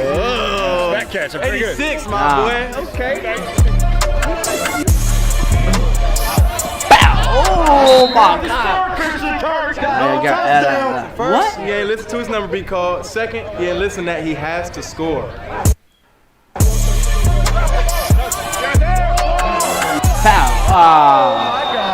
Ripples, now that the deal is on, every time we have one of these, show up with a truck. And let's give it to these boys, man. Bro, They need it. that's love. Look at that. Pow. Strap. He went up there being all pretty and cute, light-skinned receiver style. Yeah, get it out of there. Yeah, got scrapped. Nah, he got it. He can't come in. He can't come in. Come here. Damn. Who is the receiver? Wait, time out. Nah, he got it. Time out. He can't come in. He can't come in. Oh yeah. Hey, watch him. Oh, what? Come here. Come here. Oh, what? Who's the receiver? Who is the receiver? I couldn't tell. Hawaii boys always dogs. Always dogs. What's your name, family? Bruno Bells. I'm from Southern California, like the IE. I go to Chaffee Junior College. I'm a cornerback. Go crazy, boy. Put yourself on the map, man. Ah, come here.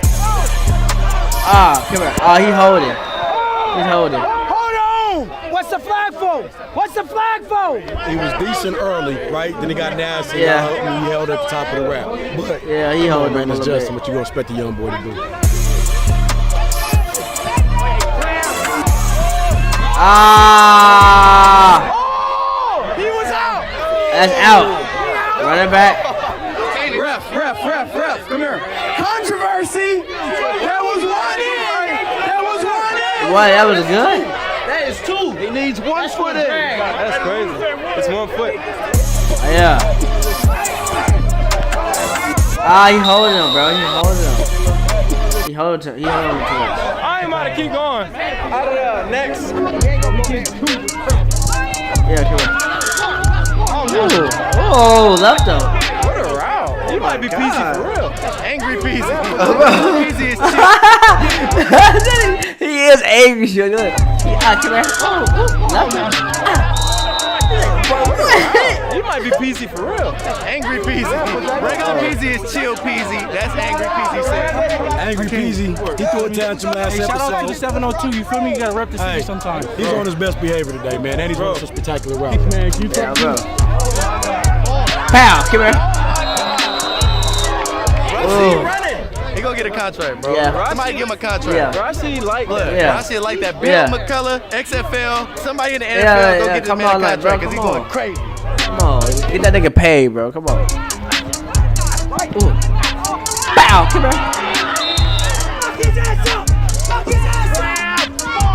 Oh my God. He does this to NFL DBs. He looks bored out here. He is bored a little bit. Brand new Madden ratings adjuster, Michael Vick himself, man. I am Madden. He is Madden, just like that. Well, I'm not Madden, but I'm Madden. He's in the game. In the game. Let's go. Pow. Oh, you're like JPZ. Oh, my Angry God. Peasy strikes again. Angry Peasy. Oh, yeah, the bathroom. Come on, D. Let me hold the mic for you. Oh. That's how you know. Who next? We got one D. Damn. Everybody's flipping this shit. 2 on D. Oh, great catch. Yeah, I like that. Yeah. Give him a contract. Yeah, give him a contract. Fans connect with artists in virtual Tell him, concerts. yeah, I'm like Brenda that. Chan has the answer. With virtual concerts, you actually get to show up in the Yeah, world. then he just gave him that, yeah. If you're like short like me, you always get like a front row seat. Watch I'm getting tired of this ad, bro. How many times they gonna show me this shit? Rashi. I'm gonna watch that one time. I'm gonna fly. I love it. 18 on O. 2 on D. Ooh, pow! Caught that. Yeah, I'm like that.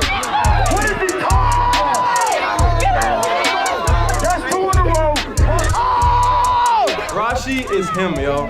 If you watch the videos, you know he goes down every time. Rashi Hodge Jr., put some respect on his name, man. Right, Mama. There's no DBs left. Where all 4 people at?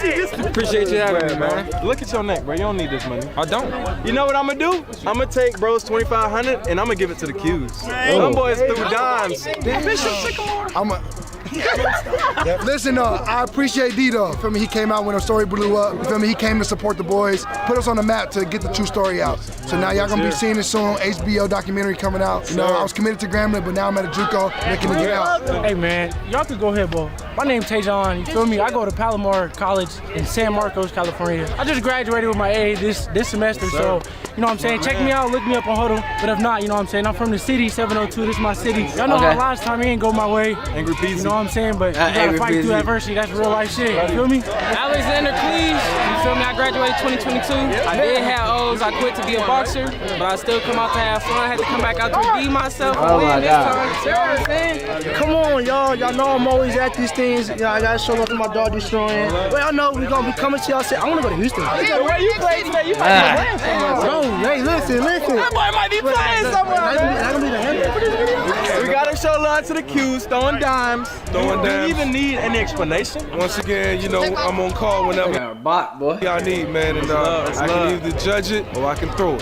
That boy Bryce, man. Flew him out, did his thing, put him in a hotel, and he came out through dimes, bro. Shit like that. Hey, this boy one of the best ones coming out of 24, right? 25. My bad. This boy too dang big. Oh, let's talk to the last winner, too. And the last winner on the offensive side, he need no explanation. Congrats, my boy. I seen you last summer, trying to line up across from you. It ain't go well. I love seeing the success, bro. Of course, appreciate you for having me, man. Appreciate you having me, man. You got me nervous at first now. Man, blame Mike. Blame Mike, dog. You want to talk about throwing post corners first, bro? He ain't right. He ain't warmed up. Come on, dog. Old now, man. Come on, dog. Thank you, bro. Hey, we doing this again now. Hey, I know it's That pregame, sign up on 2, that 3-way. I just went one time.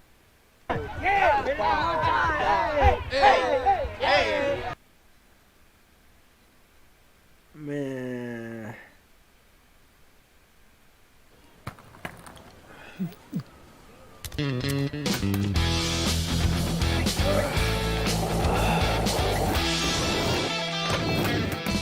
Who said you can't teach an old dog new tricks? Oh my gosh, that was so country. My dad went EV. It's electric. Don't be shocked. Ooh, nice car. It's an EV. Rhymes with Kev. Introducing the all-electric Hyundai Ioniq 6 with up to 360-mile range. When it comes to EVs, we're thinking of every mile.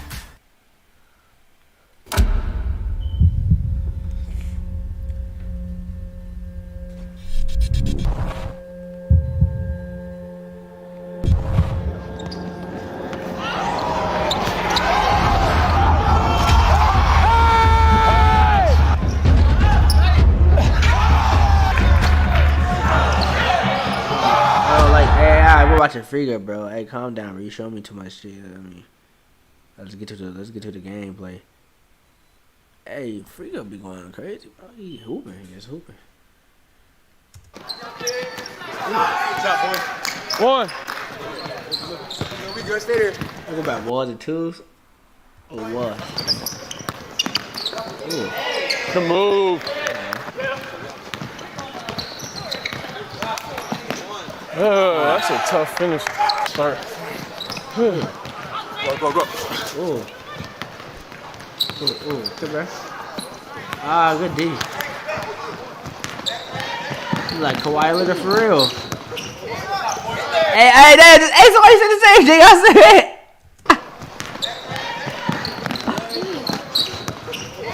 Kawhi Leonard. Oh, bro, somebody said the same thing. Oh, what the fuck? I be reading people's lives. Good bucket. Getting warm. Foul. Nope. It looks like Kawhi Leonard for real. Got to do defense. Come here. Oh, good too.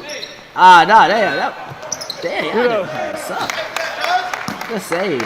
Ooh, hit that, K. Foul. Yes, sir. Stay. Foul. Oh, good too. Trailing you. Trailing. Oh, good D. Oh my God. Hey, yo. Run that back. Oh, roll that. Oh my God. Hey, what? Talk to me.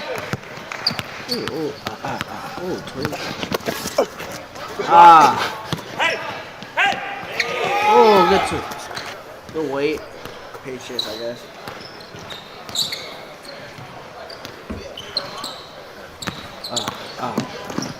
Good D. Ooh. Oh, yeah. Good D. Y'all hooping.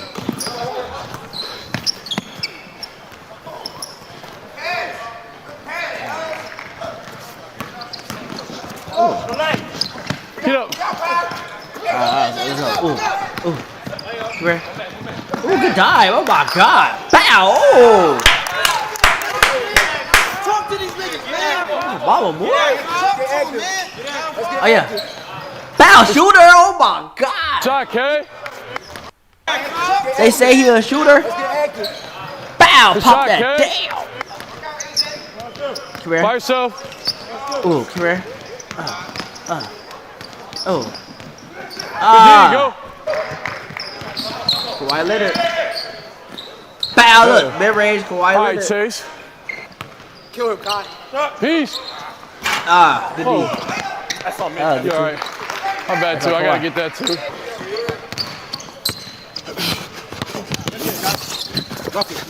Nothing.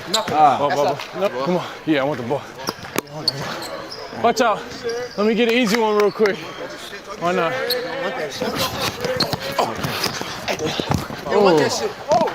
Hey, like he said, you don't want it. Get the ball back. You don't want it. Get the ball back then. You don't want it. Come here.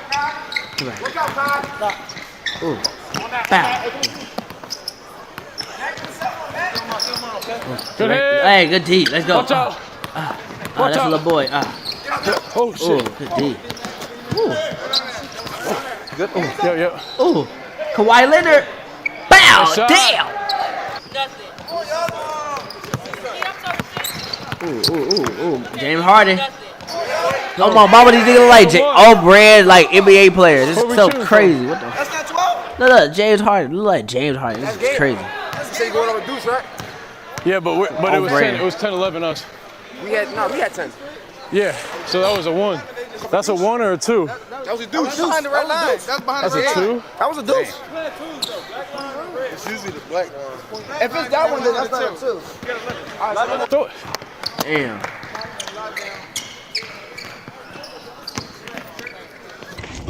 Oh, what do we say his legs? 2. No. That's just kind of corny. I feel like we're gonna see the talent as we go through. First game, I like him right here. I'm not gonna lie, I don't like how that game ended just because of that situation, but it's cool, it's whatever. I'm not gonna lie, I gotta pee. Come on, Derek. Come on, Derek. Look at that. Oh, good too. Damn. I'm talking to him too.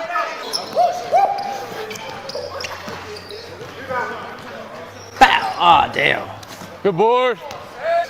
Come on, Dirk.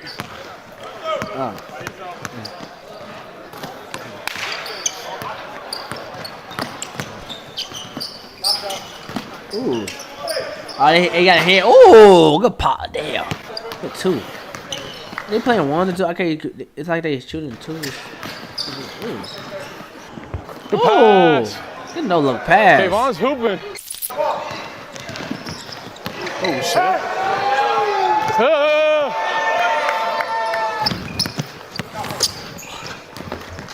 Okay.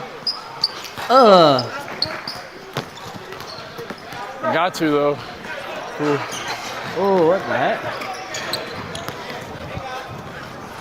Oh, good 2. Good D. Hey, that boy hooping too, boy. Oh, get out. Oh, it's remember. Move. Good 2. Ooh. He's tough. Go to work. Go to work. Go to work. Bow. Ooh. All right, DeMar DeRozan. Oh. Hey, no. I need mid range to take it over.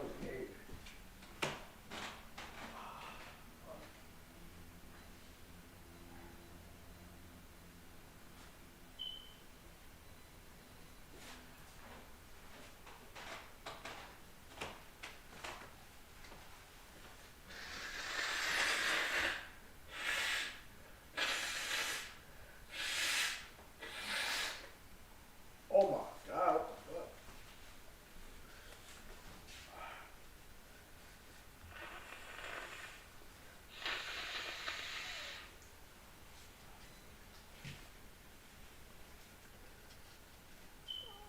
The world's corrupted.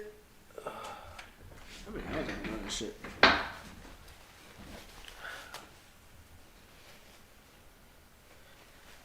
Oh, how could I ever forget?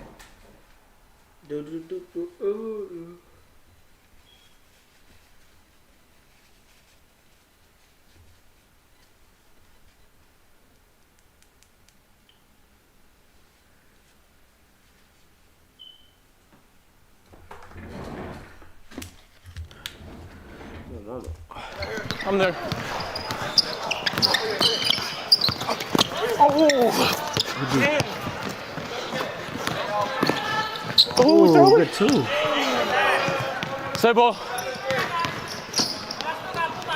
Yeah, good D. Oh, shit. Ooh. Bow. Yeah.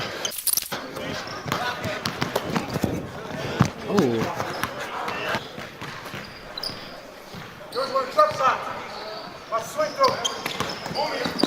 Oh, he wants to punch it so bad. Yeah, hit. He wants to punch. Yeah, hit. Yeah, I know he man. Oh, he wants to punch it so bad. Yeah.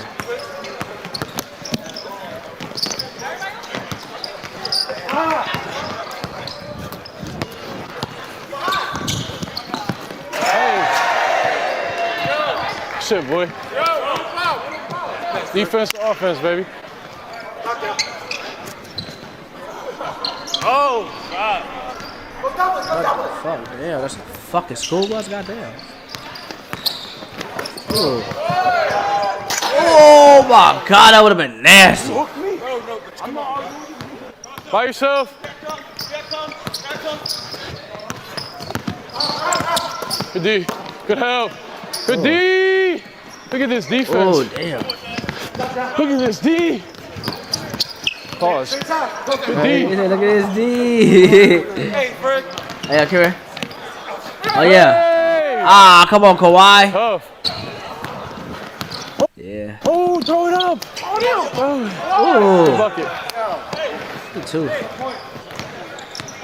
Wow. Tried to go for it. Ooh. Good recovery. Good D. Oh, good 2. Good bucket.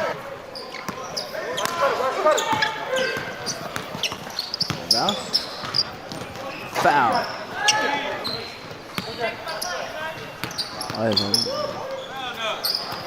Foul. Damn. All right, so left. Left. Pull that shit. Come here.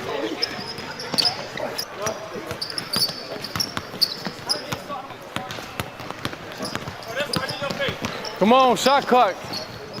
Something. Shot clock. Right. Ooh, good pass. Ooh, come here. Pow! Damn, bro. Is it game? Been playing kind of light. We're about to turn up for y'all. Going into game 3, we feel warm now. We're gonna get after it. Yo, this team looks kind of light. We gotta skip past that. Caught it. Get off of me. Stop. Bow. Damn, bro. Is it game? Been playing kind of light. We're about to turn up for y'all. Going into game 3, we feel warm now. We're gonna get after it. Yo, this team looks tough coming on here right now. It's time to turn up. We've been too quiet. Come on, okay? You want it?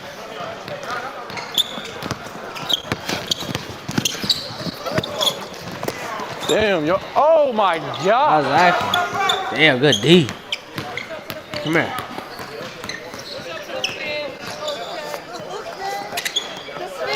Ooh. Oh shit, who's there? Yo, chill. Happy birthday. Good too. Yeah. You jinxing it. Good D. Back door. Foul. Oh my They call God. him Shaq. He don't look like Shaq. He look like one of Shaq's turds. Yeah, that's G. Hey, this shit Kawhi. Bucket. Yeah, third one. Fake ass Kawhi. Oh yeah. It's a bucket. It's a bucket. Good D. That was good D.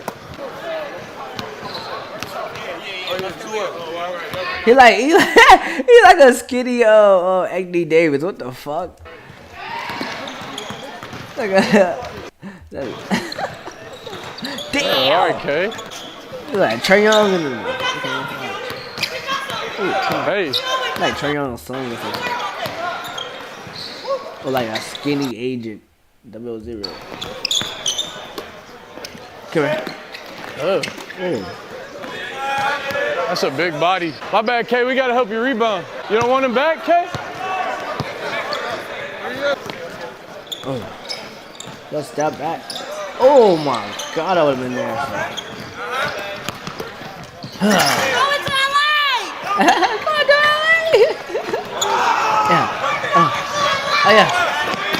Oh, she did. Come on, bro. You messed it up. I know, bro. Everyone's serious, bro. She said that's why I like. Yeah, that's what he said. My fault.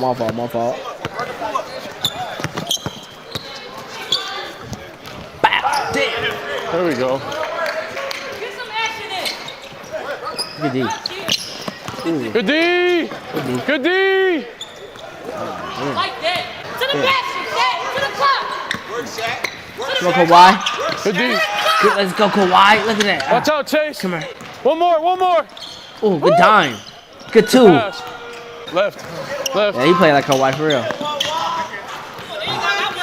Bow. Oh my God. Come on.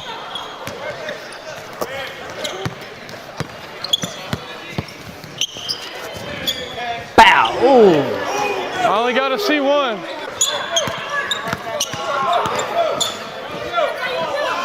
Oh. Come on, Kay. That would have been nice. Ooh. Hey, that was a nice pass. Hey, good eye.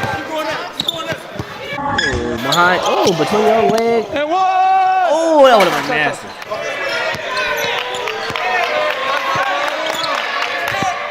Bow. Ooh. Hey, that was nasty. That was the weirdest shit I've ever seen. That was so nasty. Nah. See? Bow. I'm jumping. Trae on you. Get up. Hey.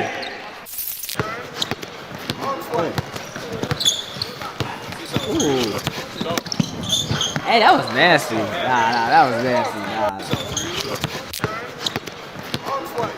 Nah, he got shifty. He said behind the back. Ooh. Behind the back. Ooh. I've never done that move in my life. What the fuck? You just had to do it. Just something in you told you to do it.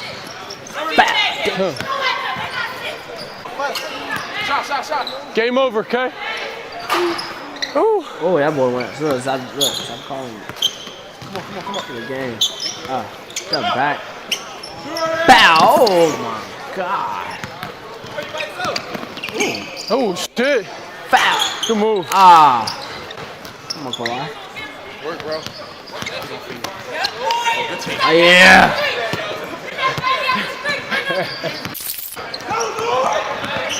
Oh, good too. Bow. Oh shit. Good catch, bro. Yeah. Get low. Oh, foul. Check. Come on, foul. Now you airball.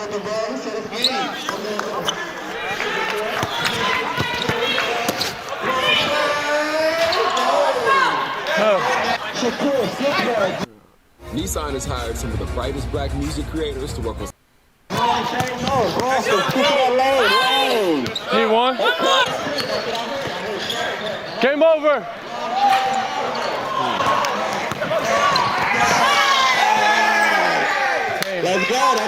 We can't close, man. Gotta close one of them, damn. Okay, who we liking so far? I lost again. Yeah, the little guard. Where is he?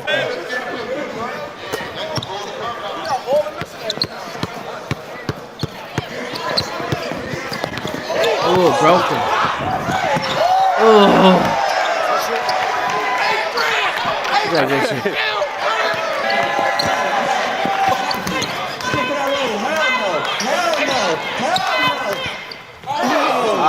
He hit that shot. He don't hoop, boy. That got a non-hooper on there.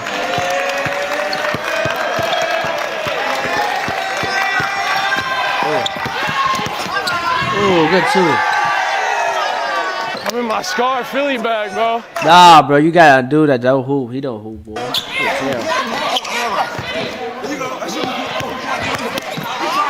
Oh, hey, wait. Hey, maybe. Hey, guess it.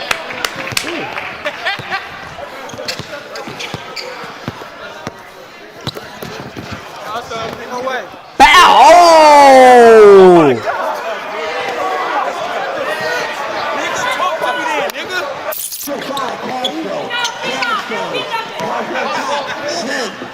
Bow! Ooh.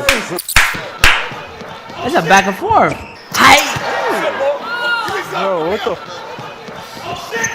From half court. Hey!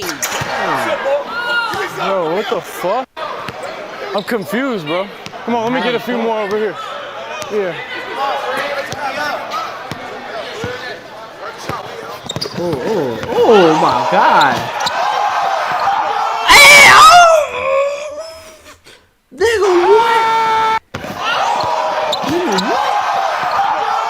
Oh my mama, this shit gross. Okay, I don't know. When the fuck he ever did that shit? Oh shit. Oh shit. James.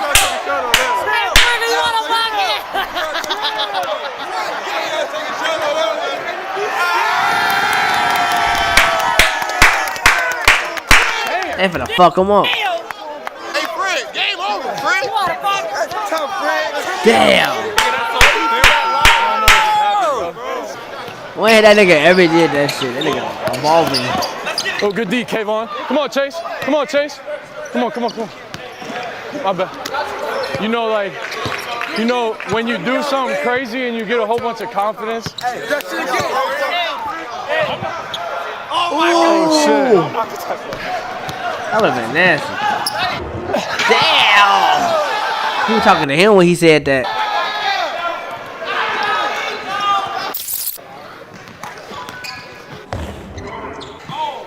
Bro, what the fuck? Hey, no, they IQ. Oh my god, they teamwork is dominant. Bow! Bro, what the fuck?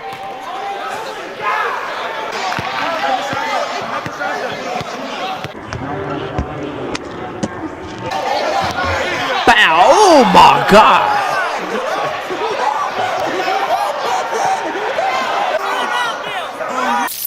He drunk a little bit.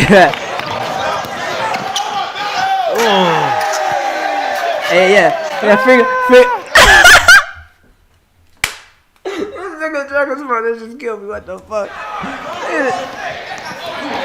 Oh! What the fuck?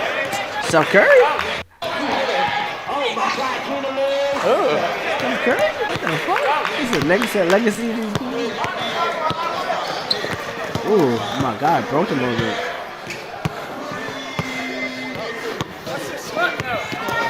Say it again, Castro. Bow! Oh my God, he can't hit him in his hot spot. Say it one more time. What'd you say? That shit was straight.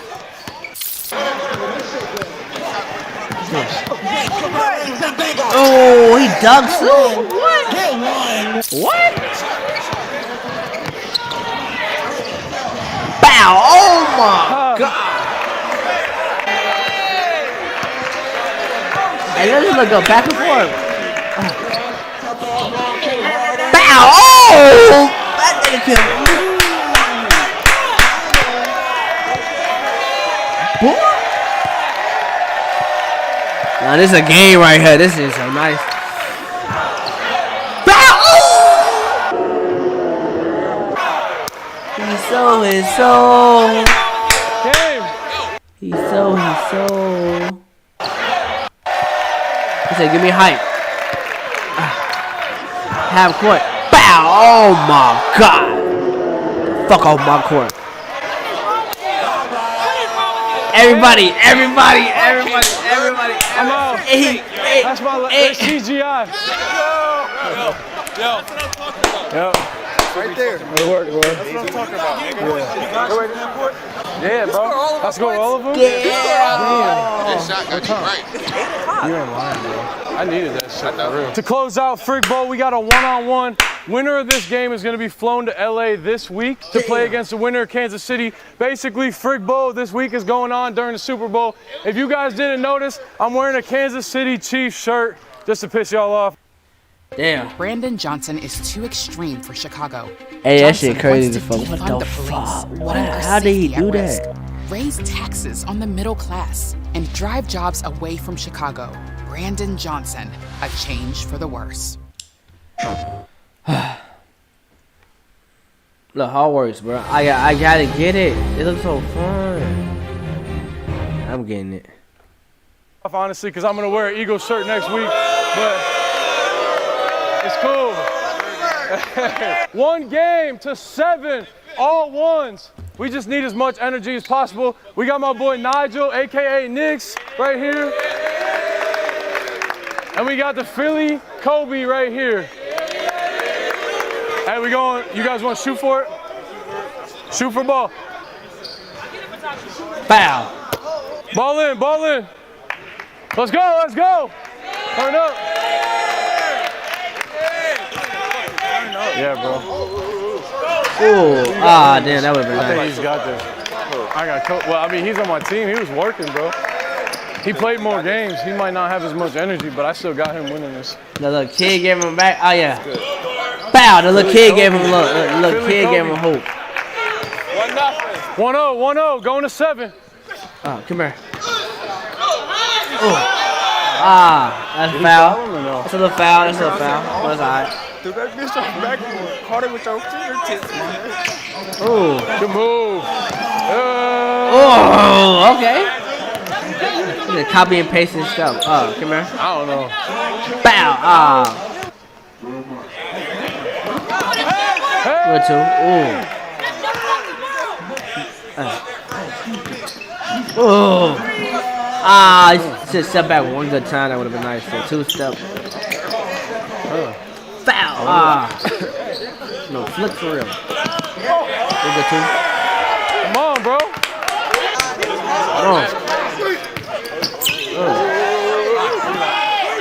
Damn, that's a foul. No foul. They got pride. I like this. Actually. They got pride. Foul. Ooh, come here. Something like that. Damn. Foul. Good Come shot. here. He about to start. Come on, end it, bro. End the game. Same thing. Look, go. Damn. He fell into the bleachers? You've been ducking me for years. I know I can fuck with you. 4-3?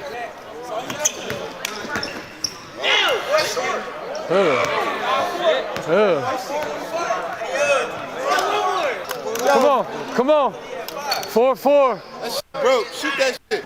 Yeah, shoot that shit. Pow! Damn. He popped it. They told him shut up. They told him. Come on. 4-4. That shit broke. Shoot that shit. Who's right there? Yeah, What? shoot that shit. Foul. What? Damn. Damn. They told him shut up. Told him shut up. Told him shut up. Shoot it again. Let's go. One more. That shit broke. Foul. Ah.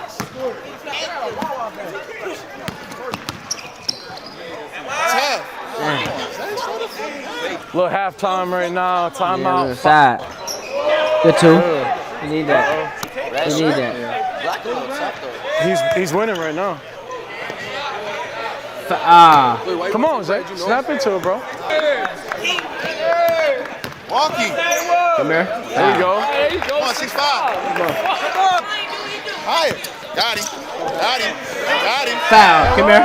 6'6". My fault. I'm gonna hit himself. Hey, game point. 6-6. Oh my bro, come on. My time, right? Everybody was waving like 50 minutes. Game over. Game over. Foul. Damn. Good job, bro. The comeback. Hey, W video. The comeback. Ew. Yo, tough ass game. Alright, we with it. Watch it. Pooh. Yo, work to my motherfucking Timbs, you heard? Yo, we out here in New York. What the fuck? Let's go talk with the public and let's go Look how they looking at him. see what the going on. You feel me? Hey, she see the camera. It's like, what the fuck? You looking at? In New York City. Yo, work to my Timbs. Yo, I'm valid out here. You heard? Rate my fit 1 to 10. You feel me? Dead ass. Like, don't even lie to me. I ain't gonna lie, this big as hell, B. Hey, let's see get sturdy real quick. Let's see get sturdy. Outside, I'm torn this map. He try to take him a cab at pop. Oh, show. Then you almost got hit by a bus. That's crazy. Work to my Timbs. Yo, don't you ever cross me. You heard? Hey, yo, where we at? Yo, dead ass. Where we at, son? He gonna just play it. He just play it cool, bro. That nigga almost lost his life. French. French? Yeah. Mupape. Yeah. Smash or pass? Yeah, we in New York with it. Damn, I'm just trying to be your friend. You an OG, ain't you? How many STDs you done caught? None. Well, you wasn't really out there in that band. I was out there. So you say you rapping that little thing off? I ain't rubbing nothing. I need to learn the lingo, man. People looking at me like I'm dumb. I'm trying to learn the lingo You of are. New York. I thought I was blended in. Like they say, 12. Come on. How'd you walk away? When you sell your home, Redfin agents sell for more than other agents. And you'll be saving thousands with our 1% listing fee. Hey, yo, She walked away. She. Yo, New York, I thought I was blended in. Like they say, 12. Come on. Hey, Casual, yo, like y'all know the some fucking vibes. Man, is everybody a photographer? What the? Wait, like what the? Oh, I'm getting jumped. Yo, pictures everywhere. Like, yo, Red dots to the Glock. If the clip go on, we stop. Gang. no, wait, that's how they be getting sturdy. Why that's so easy and boost? Fuck am I, Costa not? Hey, somebody let me get a ride. Bro, hey, somebody let me get a ride. Come on, man. Come on. Hey, let me get a ride. Somebody, please. Come on, man. God damn. Where the f are you going, man? Where you going? Hey, let me get a ride, please. Damn. Let me ask you one question. Oh, watch out, watch out, watch out, watch out, watch out. Rod wave, smash or pass. Oh, shit. Paparazzi again. What the hell? I ain't gonna lie, y'all. I purposely got these Timbs just for this video. We in New York, you feel me? So I had to like do something. Rate my Timbs real quick, 1 to 10. I need a true New Yorker's opinion. You heard?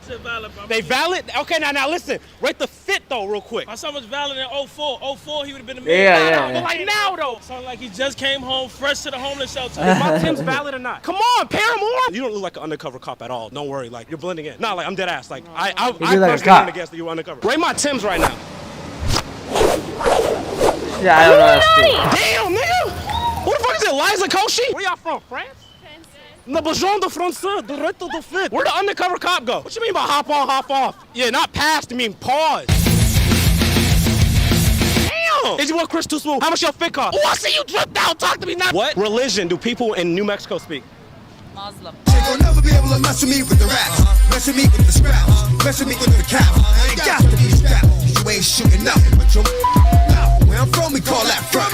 What did you tell me about getting a list? Alright. Cross the line.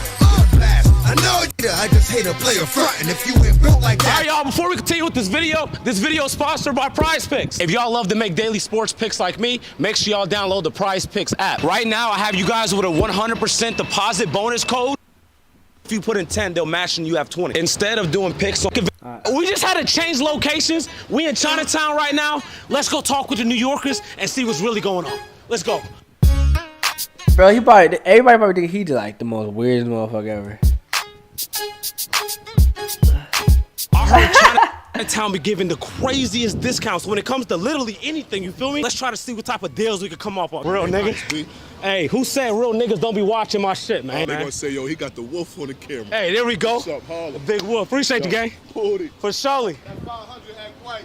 Hey, I'm checked in now, nigga. I'm good. I'm good. The big wolf said I'm good. You feel me? Yeah, man. The big wolf said I'm good. What's your thoughts? All right, then you're good. Big wolf just said I'm good. What's your thoughts about that? I think you're good too. Oh, damn. What? Yo, word to my Timbs, the big wolf said I'm good. Gangster. I saw Salah Payne here like 7 years ago. Would you happen to see him? It's just say a prayer for me, and I'll take my leave. Damn, I need me a watch. If only I need somewhere I could buy a Rolex. Yes. You got like a Rolex or something? Yes. Yes. What color you want? Do you have pink? Pink color? Yeah, pink. Salah Payne? All right, y'all. Today we in Chinatown. Finna go look for my guy Salah Payne. It's been a while. Have you seen my friend? It's been like 7 years. Looking for a friend of mine. Have you seen him? Have you seen my friend? His name's Salah Payne. I don't know. It was like 7 years ago. I don't know if he still look like that. You seen him? You was with him earlier. Hey, he like just comes out of the corner. It's my dog. I met him like 5-6 years ago. 6 years ago. Great guy. 3 kids. He raps too. Have you seen him? Wow, that's crazy. Have you seen him? You seen him? Oh shit! They found him! You're lying!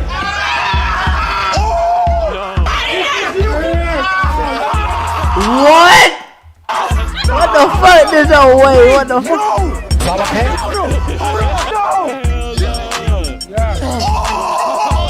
Wow! He dancing to it.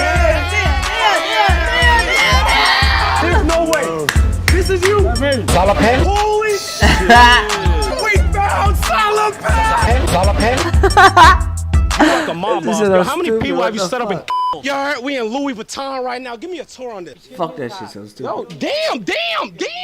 It's a free commercial. Ba-da-ba-ba-ba. Come shot with us. I've never seen Beats without the logo. What's going on? Yo, my boss over here eyeing me, bro. Like, dang. Please, you get a corner store, the big store over there, you can make a video. All right, come show me. Who's your ops? They be trying to steal your customers, right? Pape, some might call this snitching, but they got problems with y'all. They said come over here and fuck with y'all shit. Pape, I got a music video coming out. Where did you go out there, please? Salah Payne? I'm trying to cash out, though. I'm trying to like. Wouldn't sell. It's right here. It's the bust down Cardi. It's the same one Future had in the music video. I got a music video. I need some drip. Now, gangsta, I'm finna spend money. How you doing, Auntie? You good? Nah, give her a discount too, cause she looking good. She got the forces on and the red jacket. Auntie, have you heard of me? My name is Lil Bitch Ass Nigga. I got like 2 names. The other one is Lil Dumb Ass, Ugly Ass Bitch Ass Nigga. Which one you think sound better? I'm trying to make double. I can't curse. Let's tell next year. XL. Yep. Oh, XL. Oh, so you call me a fat ass. You wear the Brooklyn t-shirt, so you need a Brooklyn hoodie. What size you need? Extra fat ass. Fat S or Fat X? No, fat ass. You know my rap name. Lil Bitch Ass Nigga. I'm next up. Like streets love me. I have a t-shirt. Beach 1, Beach 2, Beach 3. Give me bitch 3. Give me bitch 3. You want number 3 or 2 or 1? Yo, give this dude his own channel, like. Number 1 beach, number 1 2, number 3. Bro, these niggas are fine. You need a t-shirt also beach? Yeah. yes.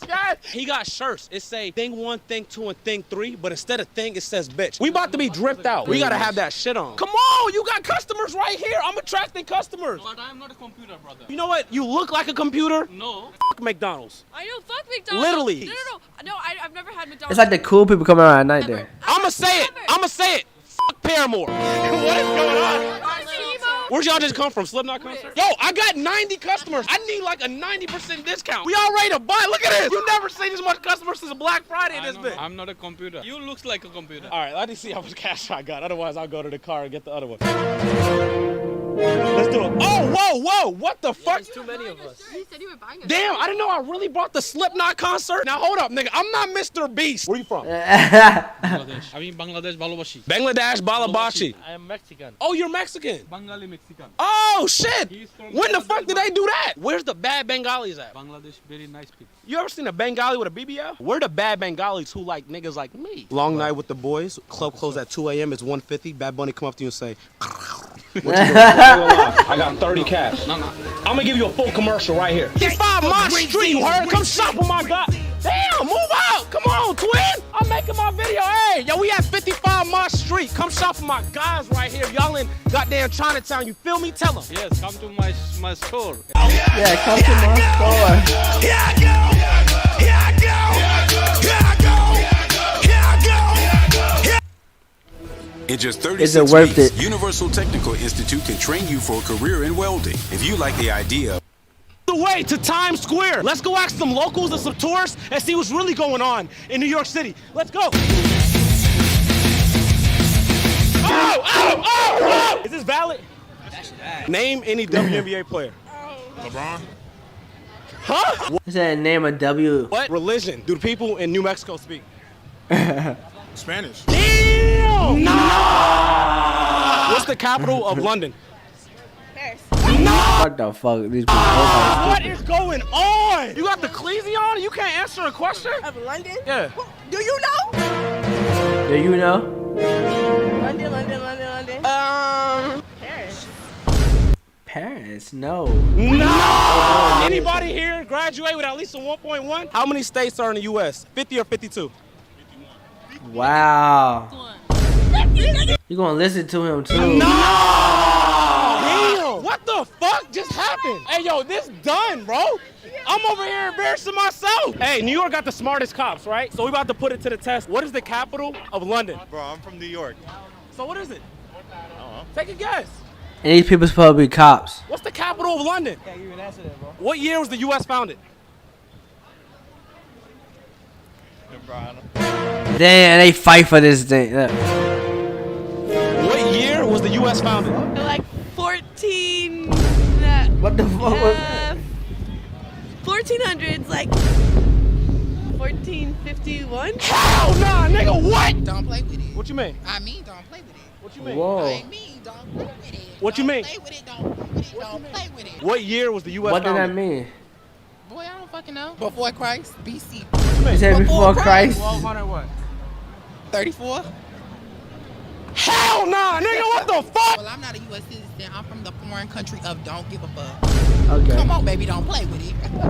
I just want a roughneck nigga on the Oh, yo, what's going on here? know how to put a bitch back in place. Don't play with it, don't play with it, don't play with it. What we talking about? What religion do people in New Mexico speak? That's not even a fucking question. Que lo que manica, el trabajo en la cocina. What's going on here? This is Manica, manica, manica, manica, manica, manica, manica, manica, manica, manica, manica, manica, manica, manica, manica, manica. Actually, I like that idea a lot. I'm very much into Bollywood.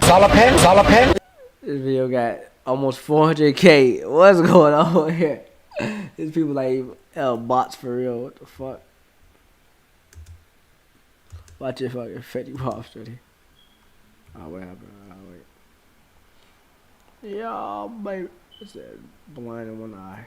Bare minimum of 1,825 days in prison, and he's facing up to 40 years for the crimes of conspiring to distribute over 500 grams of cocaine. But in 2015, he was on top of the world and had the music game in a chokehold. You heard at least one of his songs every day, multiple times per day for over a year straight. His first 4 songs he ever released debuted in the top 10 on the Billboard Hot Rap charts and remained in the top 10 simultaneously, something that was never done before. before. He even has the rare achievement of earning a diamond single, which is 10 million records sold. Man. Fetty Wap made basically every wrong decision one could make throughout his entire career. He stayed loyal to the wrong people, made terrible financial decisions, and sabotaged his own career. Most people have no idea what even happened to him. How did he Really go don't. from being a beloved superstar to a drug trafficking kingpin? Well, his music was kind of bad too. Well, the story is After he got famous, it was kind of like wonky. even more tragic than we thought. Willie Maxwell had all the odds stacked against him, starting with the day he went blind. He was born with glaucoma, which in short causes fluid to build up in the eyes, putting pressure on the optic nerve and making it hard to see. At 6 months old, he had reconstructive eye surgery, and luckily the doctor was able to save one of them. Then at age 12, he decided he didn't like the prosthetic eye and embraced showing his blind eye. I was born with glaucoma, and I lost the eye at 6 months. And I got reconstructive surgery when I was 12.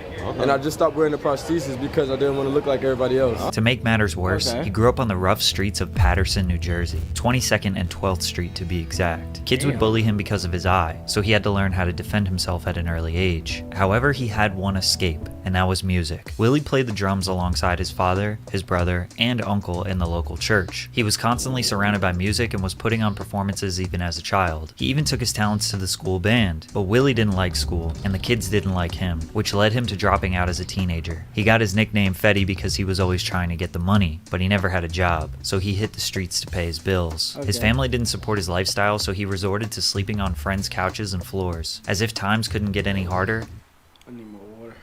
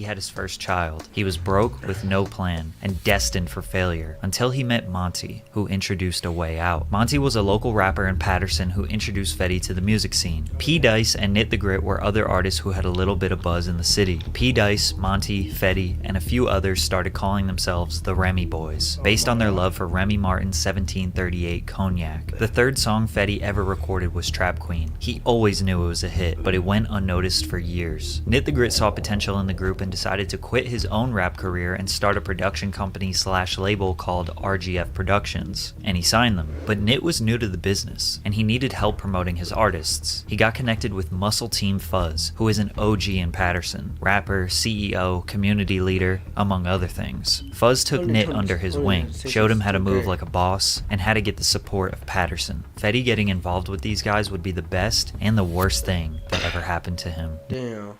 If we grab enough loot, we can make our way to Polar Plateau. Bro, are you lagging? My batteries are toast. Who still uses batteries?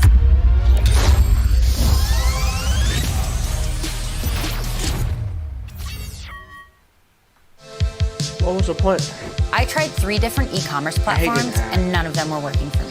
Knit and the Remy Boys would stand outside of Broadway Pizza in Paterson selling CDs. Fetty was okay with the traditional way of getting poppin' locally because his only goal was to get lit in his city. He never thought he had more potential than that, but once they took to the internet, everything changed. Fetty posted Trap Queen on his SoundCloud and YouTube, then promoted it on Instagram every single day trying to make some noise online. Despite his efforts, it was mostly unnoticed, gaining about 1,000 streams per day. At the time, he also released 679 with Monty and P. Dice. Knit and Fuzz knew these guys were making hits, and they were using all their connections in New Jersey and New York City to get these songs played in the clubs. Fuzz's artist Franco linked up with Fetty to make the song Zoo-Wop. This one was getting even more traction than Trap Queen. With RGF and Muscle Team Entertainment working together, Patterson was unified and about to put New Jersey on the map. By September 2014, Fetty Wap was a local star. Even in the middle of the internet age, Fetty managed to blow up the traditional way, in his city. 1 month later, Bobby Shmurda, who was at the peak of his career, posted a video of himself singing Trap Queen on Instagram. Blogs started covering the song, he did his first interview with Complex, and the internet was trying to figure out who this one-eyed rapper was. He secured a record deal with 300 Entertainment. However, they gave him a small advance of $200,000 because they didn't believe in his other songs. They only thought Trap Queen was a hit. 300 started pushing Trap Queen to radio stations all over the country, and in the beginning of 2015, the music video started gaining over 200,000 views per day. Funk Flex debuted a remix with French Montana on Hot 97. Damn, Rihanna said this nigga's a detective. This nigga's like really working to like solve this shit. in an interview that it was the last song she purchased. Then Kanye brought out Fetty to perform at the Rock City Classic in New York City. Shortly after, Trap Queen debuted at number 86 on the Billboard Hot 100, 1 year after it was posted and 2 years after it was recorded. He went from local legend to mainstream household name in just a few months, but he didn't want all the fame for himself. Like, I had a plan of how this shit was supposed to go.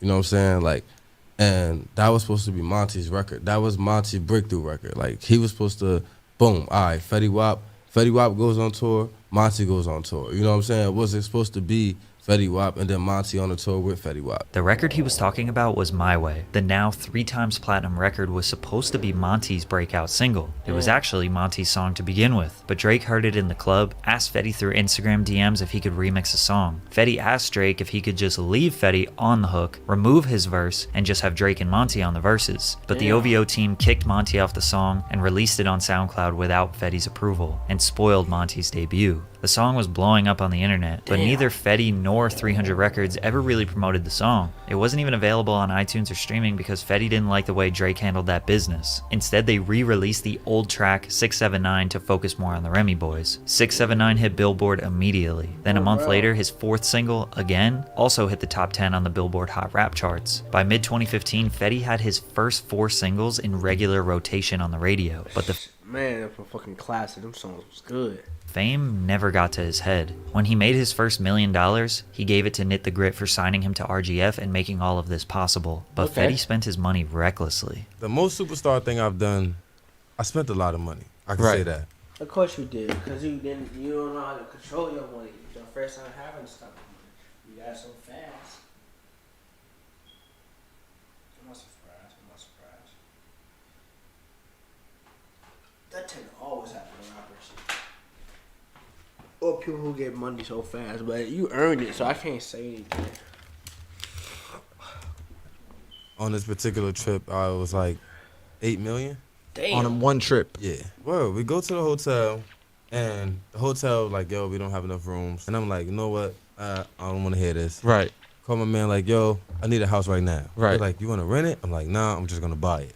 Oh, like, man. I got to feel good. I'm like, yeah, I'm just going to buy it. I was doing like $150,000 a month bills. But that's the dumbest shit I was doing. Like, matter of fact, yeah, if I had to, it was jewelry and like apartments. I had a lot of fucking apartments. I was traveling with 14, 15 niggas, 16 niggas, maybe sometimes 30 niggas. My worst shopping experiences was Barney's when the Balmain shit came out. Yeah. We talking about $1,300, $1,400, $1,500 pair of jeans, bro. I'm buying 30 pair of jeans. Now, mind you, I'm only wearing 1 pair, but we spending I'm spending $45,000 in this motherfucker on jeans, bro. I ain't even get my shirt yet. Fetty would travel with 15 to 30 people, paying for all of their expenses, buying them all chains, spending $45,000 on jeans just so everyone could have a pair, bringing them all on stage during his shows. He wanted to show everyone the light. Him showing love to his homies was his downfall. That's crazy. Not because he felt pressure, but because he genuinely loved his people. When his debut album was finalized, he took the Drake feature off of My Way to help Monty, which seems honorable, but this genuinely hurt his career, and Knit the Grit didn't step in to try to force Fetty to do it. Drake and Fetty never talked again. One thing about me at that time, bro,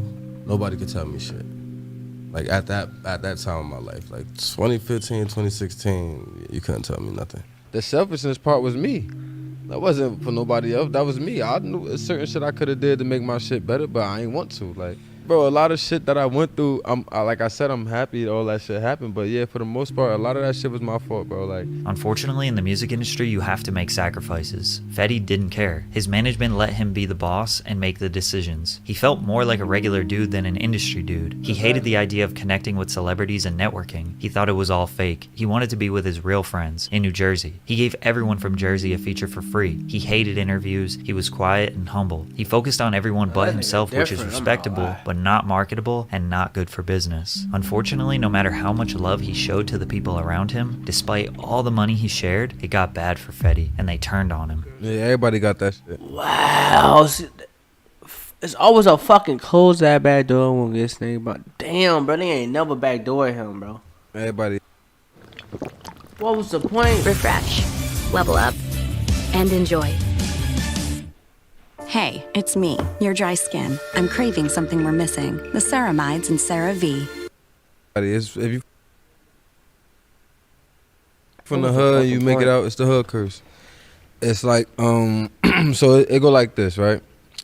So first is, that shit ain't gonna be lit.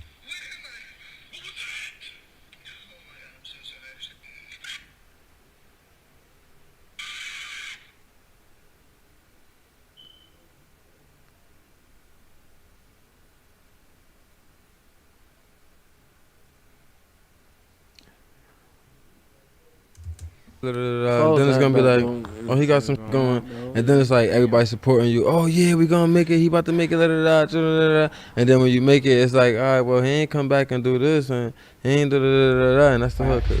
Fetty took care of a lot of people, gave them money, gave them opportunities. What they did with that was up to them. He realized some people took the money and expected more handouts, and some people used it to genuinely kickstart their own careers. But the first fallout started with P. Dice, who was on the last verse of 679, in which Fetty removed from his album. P. Dice wasn't around much, and most people don't even remember him as part of the Remy Boys. I really don't. What I told Dice was, if you gonna be a Remy boy till it's time for you to branch off the right way and bring your team up, my nigga. Don't come do shows here, do shows there, and think I'm gonna pay you like I'm paying everybody else. It don't work that way, my nigga. I could do 3 shows and be good for a couple months, my nigga. You just couldn't wait for that. That wasn't what you wanted. It was taking too long for P. Dice. Monty's well taken care of.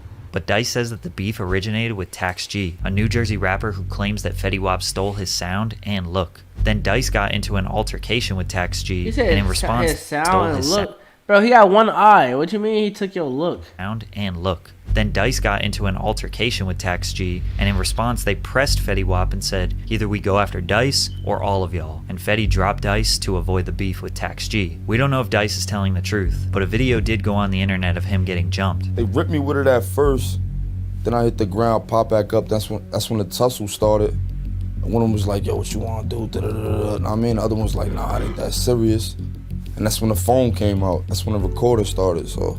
Now people knew this was serious. Pete Dice started plotting his get back. In the meantime, Fetty had another big song with Lil Dicky called Save That Money, a song with David Guetta, a big song with Kid Ink, one with K-Camp, and another huge one with Fifth Harmony called In My Head. He cruised through 2016 with a bunch of big features. Yeah, 2016 was a year for a lot of people. His big solo song was called Wake Up, which some people consider a hit, but he wasn't even coming close to matching the takeover he had the year prior. Then he found out his own label could have been preventing his growth. Nit the Grit has to sign off on everything that Fetty does. Fetty was loyal to Nit since he brought him up from nothing. Apparently Future, Justin Bieber, and Beyonce all wanted to take Fetty on a world tour during his Wow. Beyonce, bro, yeah, bro, he would have blew up there. No, that but Nit tried to negotiate having the Remy Boys and RGF artists on the bill, and obviously they weren't interested. They just wanted Fetty. Allegedly, Nit denied all of these tours and had Fetty go on his own solo tour with the other RGF artists so that Nit could grow his roster instead of catapulting Fetty into even more fame. Nit says that Fetty was the one who didn't want to do it, and that he wanted to stay loyal to his guys. Nit also admits that he had very little business experience and knowledge. He also admits that the lawyer he hired to represent them all the way back to the first deal with 300 wasn't exactly the most top-of-the-line entertainment lawyer. If Fetty had gone on any one of those tours, his buzz probably would have lasted much longer. So it's unclear if Nit was trying to sabotage them intentionally, his lack of experience hurt them, or if it was Fetty just being stubborn. Because as we know, after 2016, Fetty Wap seemingly disappeared. But he wasn't even welcome in his hometown. P. Dice linked up with Muscle Team Fuzz, and they condemned Fetty from coming back to Patterson.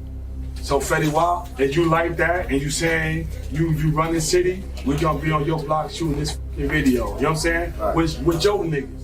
A bunch of Patterson rappers filmed a diss track on 22nd and 12th, where Fetty is from, just to prove that Fetty was not a real gangster and he didn't run anything in Patterson. A few months later, there would be a robbery involving Fetty where 3 people got shot with non-critical injuries. His chain got stolen and Fuzz posted himself on Instagram wearing it. Fetty allegedly reported the stolen property to the police, which got Fuzz locked up. Fetty even dissed P. Dice in his 2017 track called A. But most of you are probably wondering why Fetty would still be beefing with the guys from his hood after 2 years of being mainstream. Fetty's pride started to act up. He thought he did nothing but good for his city, did everything he could to help as many people as possible, and they still were not happy. He said in 2017 he started to wake up and realize how messed up his life was. Like 2017, that shit was like a different year for me. You feel me? Like all jokes aside, like I was a little fucked up that year, man. Like I was, you see, I started number chasing. So in my mind, I'm like, oh, I'm done. It's over. Fetty Wap is over with. Like.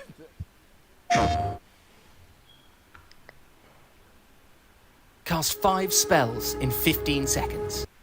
Fetty was scrambling to get his finances in order. He had to clean house, downsize his team, and make sure he doesn't go broke. He looked at Nit. He started to question what he even did for him in the first place. Nit gets paid before Fetty does, so he needed to assess if he was actually helping his career. Literally since 2017, Fetty hasn't been on good terms with the man who pays him and has to approve every song, every show, every brand deal, literally everything he does. How can a career progress from there? Well, it can't. By 2018, everyone forgot about Fetty Wap. Granted, most of this happened behind closed doors. People have very fond memories of him. He didn't go out sad. He didn't embarrass himself. He just went out of, like, he just disappeared out of nowhere. That is true. Like, Fetty Wap, you could have been good. And then plus, some of your songs, he just kind of faded away, and nobody really asked any questions. Good. I fell off musically by being popular, but I built myself to be able to bring myself back up.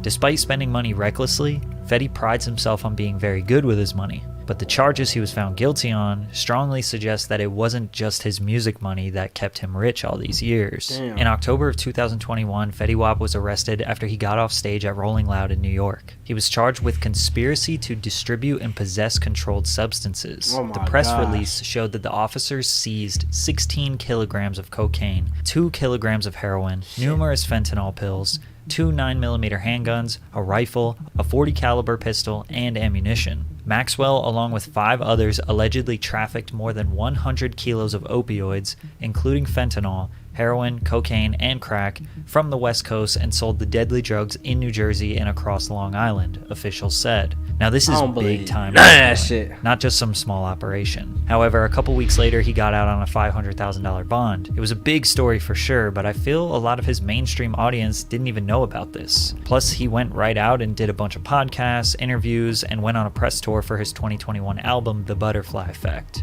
This album slipped totally under the radar because it had no hits on it. Fast forward in summer of 2022, his bond was revoked after allegedly threatening to end someone while pointing a strap at them on a FaceTime call, so he was arrested again. In August, he pled guilty to 1 count of intent to distribute controlled substances, including cocaine, heroin, and fentanyl. He still is yet to be sentenced, but he's facing a minimum of 5 years. But the biggest question everyone wants answered, why? Is this a setup? Is he actually a kingpin drug lord? Why didn't he just make music? Well, I obviously don't know anything about the streets, but I did find a clip explaining the mentality a little bit. I'm sure Fetty could still get 20,000 a show, but that ain't enough for the lifestyle he created. Can't keep up. So you like, I'm gonna take my last, I'm gonna put it here. I got my little cousin them, my little homie them. Shit, I don't gotta touch this shit. I'm gonna make a play, buy some bags, put these niggas on. We got straps, we good. And that fast, you're in organized crime. People assume that Fetty was getting money in the streets, and that's why he didn't need to keep making music. Maybe that's true. Maybe all the beefs with the guys in Patterson was not actually about music, popularity, and jealousy. Maybe something a little bit deeper and darker. Maybe Fetty Wap is just not who we expected him to be. He's a kingpin, a good ass one. He got soldiers. Or maybe he's being set up.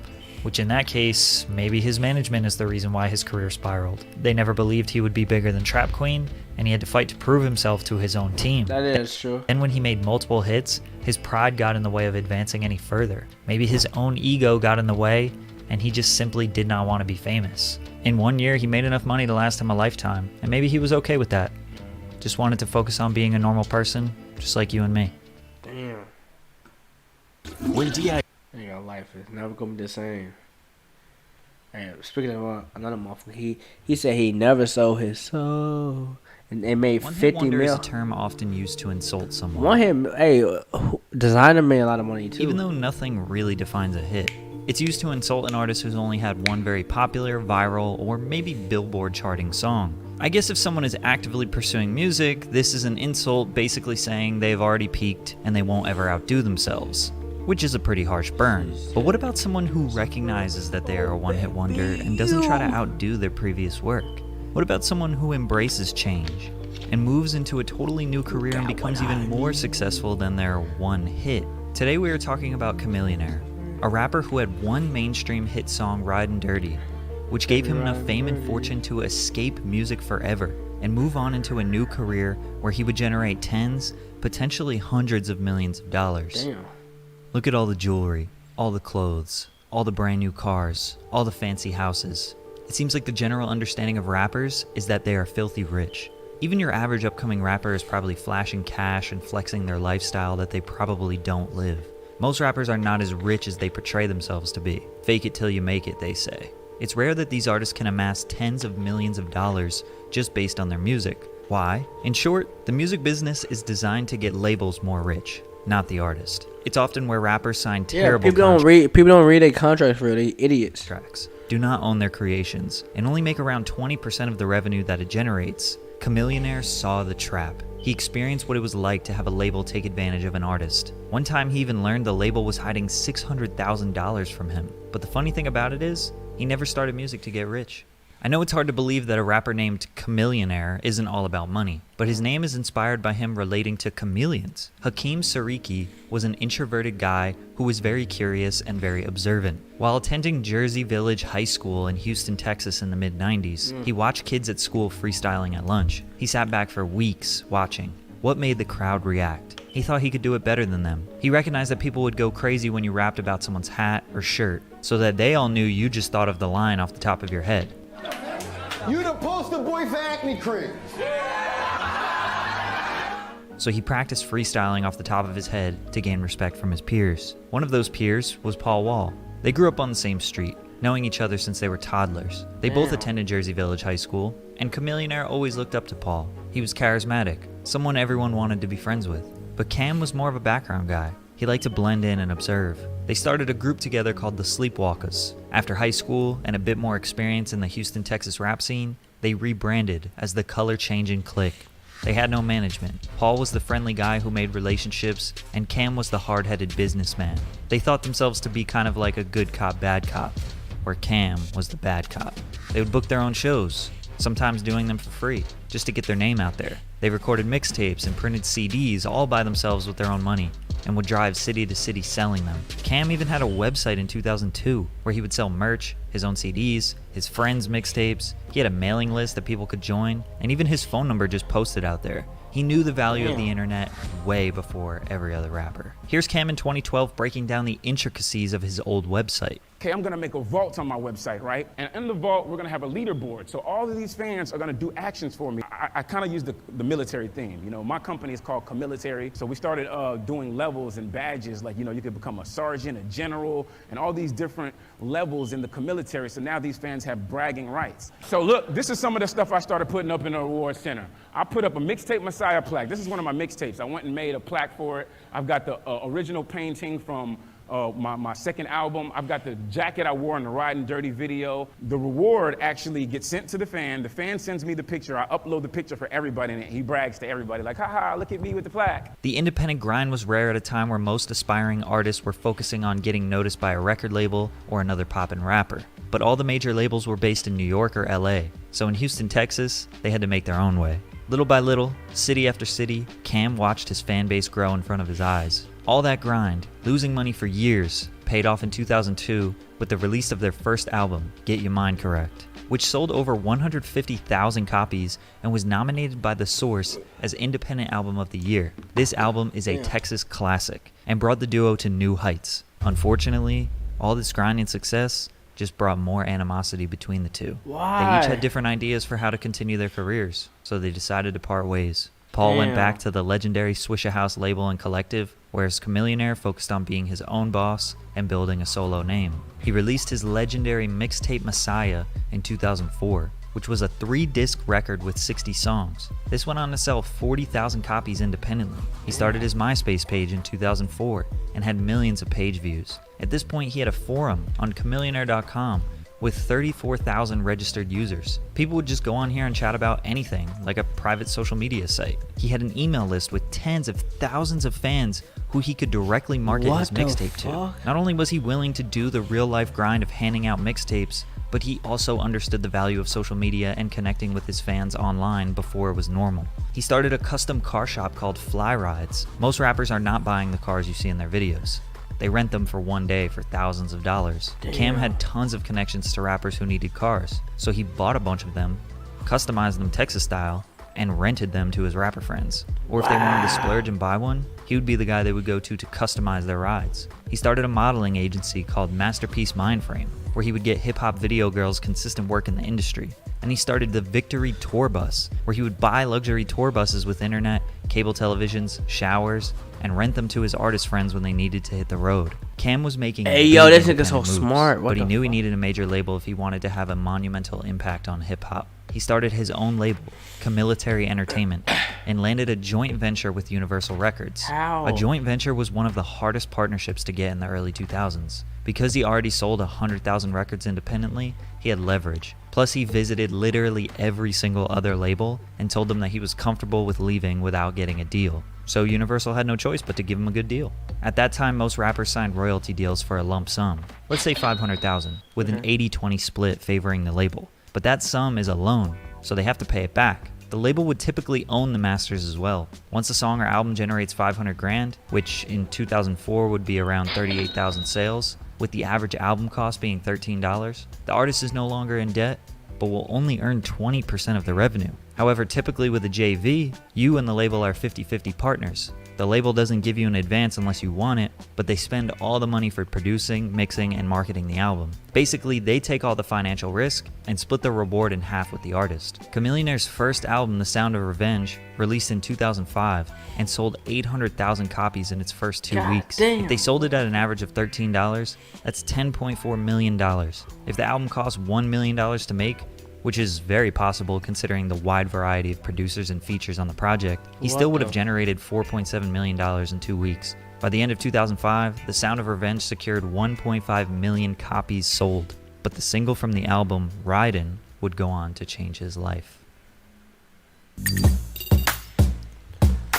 that shit different as hell. What the fuck? I hate ass so much. Ridin' debuted at number 88 on the Billboard Hot 100 February 26, 2006, which was 8 weeks after the album dropped. It slowly climbed higher and higher on the charts until June 28th. 4 months later, it peaked at number 1 and stayed there for 2 weeks in a row. The song sold 3.2 million ringtones, making him the first multi-platinum Mastertone artist in history. Yes, before Soulja Boy. He won the Grammy Award for Best Rap Performance by a Duo or Group. Even Weird Al Yankovic's parody of his song, White and Nerdy, peaked at number 9 on the Billboard Hot 100 and was Al's first platinum record. It's safe to say that Ridin' was the hottest rap song of 2006. It was a hit. Young nigga that's just in the game to get some money, man, and that's my story, man. You know, I want a hit. It's safe to say by a duo or group. Even Weird Al Yankovic's parody of his song, so he stole his song, White and Nerdy, peaked at number 9 on the Billboard Hot 100 of 2006. It was a hit. He made money off of it. Just in the game to get some money, man, and that's my story, man. And, you know, I want to get my family out of poverty and you know, watch my family living good, and I did that, and people respect that. So Cam's mission was very clear: get some money and get his family out of poverty. He made millions of dollars from Ridin' and his album because of his joint venture. His deal was so good, he probably made more money off this song and album than most artists do in their whole careers. There was no rush to keep dropping music. He did mixtapes for the passion and to keep his relevance, but his eyes were set on something much bigger. His sophomore album, Ultimate Victory, went gold. He had a couple singles that did well, but nothing near the level of Ridin'. Like I said, he didn't need to work as hard selling records because he made more money from a gold record than someone who went 2 or 3 times platinum. But for the next few years, he just did whatever he wanted creatively. He stayed in touch with his fan base through MySpace, Ustream, Twitter. Most people give Soulja Boy the credit for being the internet rapper, but Cam was way ahead of Soulja Boy. He just doesn't brag about it. Cam tried to educate his peers, but they thought he was annoying. He tried to teach them some game. Stay out of the club, stop wasting your money on your image. They didn't want to hear what he had to say. It was like when your dad turns everything into a life lesson. He was having trouble with Universal. They forced him to put out his Ultimate Victory record as a censored version with no curse words, so that Best Buy and Walmart would give him preferential treatment and put his album in front of 50 Cent and Kanye's. He lied to the public and said he wanted to do a clean record, but he was just obeying the label's commands. He's a few years removed from Ridin', and they want him to make millions for them again. Venom was supposed to be his 3rd studio album to release in 2009, but the label kept trying to make creative changes, which kept pushing back the release. He was fed up with the music industry. When I got in before, I used to think it was just going to be like, you know, fun and having fun outside of actual recording. Like, it's the person that understands business that's the most successful. This was Cam's mindset in 2009. He started attending tech conferences because he was a real-life example of using technology to make millions. He sat in the back rows, blending into the crowd like a chameleon, listening, observing. As more time went on, he made connections. Eventually, he got to be a speaker at a conference in LA to talk about how he used social media to advance his music career. One of the tools he used was Say Now. Say Now was a service where artists and celebrities could give out a phone number to their fans, and the fans could call or text the artist. Soulja Boy famously put his Say Now number in the song Kiss Me Through the Phone. Chameleonaire would connect the Say Now executives with the rappers that they wanted to work with. He was so valuable to Say Now that they gave him a little % ownership in the company. Cam was shocked. Ownership? After the company sold to Google for, quote, tens of millions of dollars, Cam knew his future was not in music. At that tech conference, he caught the attention of Mark Suster. Mark is an American entrepreneur and venture capitalist. He is a managing partner at Upfront Ventures, which is the largest venture capital firm in Los Angeles. None of this shit. Mark took him under his wing into the world of tech, venture capitalism, and angel investing. He invited Cam to private events with executives from Disney, Fox, Warner, media agencies, and startup CEOs. They even co-invested in corrupted places. Companies. One of them was Maker Studios, which reportedly sold to Disney for $675 million. Chameleonaire was getting smarter. His friend Nelly told him about the importance of auditing the record label. So Cam hired Jay-Z's auditor to basically conduct a financial examination of the Universal and Chameleonaire joint venture. Turns out they were hiding $600,000 from him. In 2011, Cam wanted out of his deal after not being able to release his 3rd album for 2 years. He told the label if they didn't end his partnership, he would teach every artist on their roster how to do an audit and find out how much money the label was withholding from them. So they let him go. To the fans, Cam was still dropping mixtapes, but to him, he was done with music. He was ready to dive into the tech world. He got his friends, Big Boy from Outkast, Trey Songz, E40, all to get interested in this entrepreneurship world. In 2015, he became an entrepreneur in residence at a VC to immerse himself more in the tech world. Entrepreneur in residence is, there's a venture capital firm, and I will go in there and sit in there every day, basically be involved in all the pitch meetings. When pitching to a venture capitalist, I'll be sitting in the room just listening. He invested in Lyft before they went public. Lyft obviously became the 2nd biggest ride-sharing app to this day. He invested in Cruise, which was an autonomous vehicle company that was acquired by General Motors for over $1 billion. He invested in the doorbell company Ring. This nigga, he's so smart. Was acquired by Amazon for over $1 billion. Chameleonaire has established himself as a savvy investor who sees the potential in companies. For the past few years, he's been working on his app Convos, which is a social video app for genuine conversations with real people. Today, Chameleonaire has invested in over 60 companies, one of them being a hot sauce company, Sienna Sauce. His portfolio is diverse, not just focused on big tech. The ironic thing about all of this, despite Google saying his net worth is $50 million and that he's probably the richest one-hit wonder of all time, he doesn't want people to get caught up in the money. He's leading by example on how to build wealth, how to play the long game. You won't just jump into Silicon Valley and become a multimillionaire overnight. Since 2002, Cam has been ahead of the curve. You saw the websites he was building. You saw him on MySpace and Twitter before everyone else. You saw him selling ringtones, landing a joint venture, then working with Say Now. He knew Spotify was going to take over the music industry in 2010 before it was available in the United States. Cam was always focused on the future, while every other rapper was throwing money in the strip club, buying chains and cars. They are still doing that in 2022. They are stuck maintaining that lifestyle for what?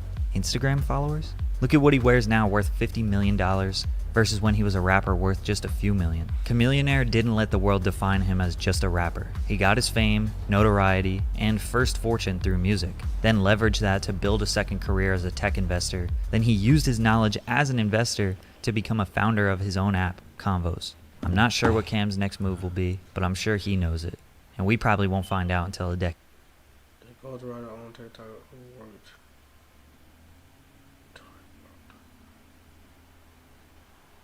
Damn, he got me immersed into his videos. It was 1 year ago.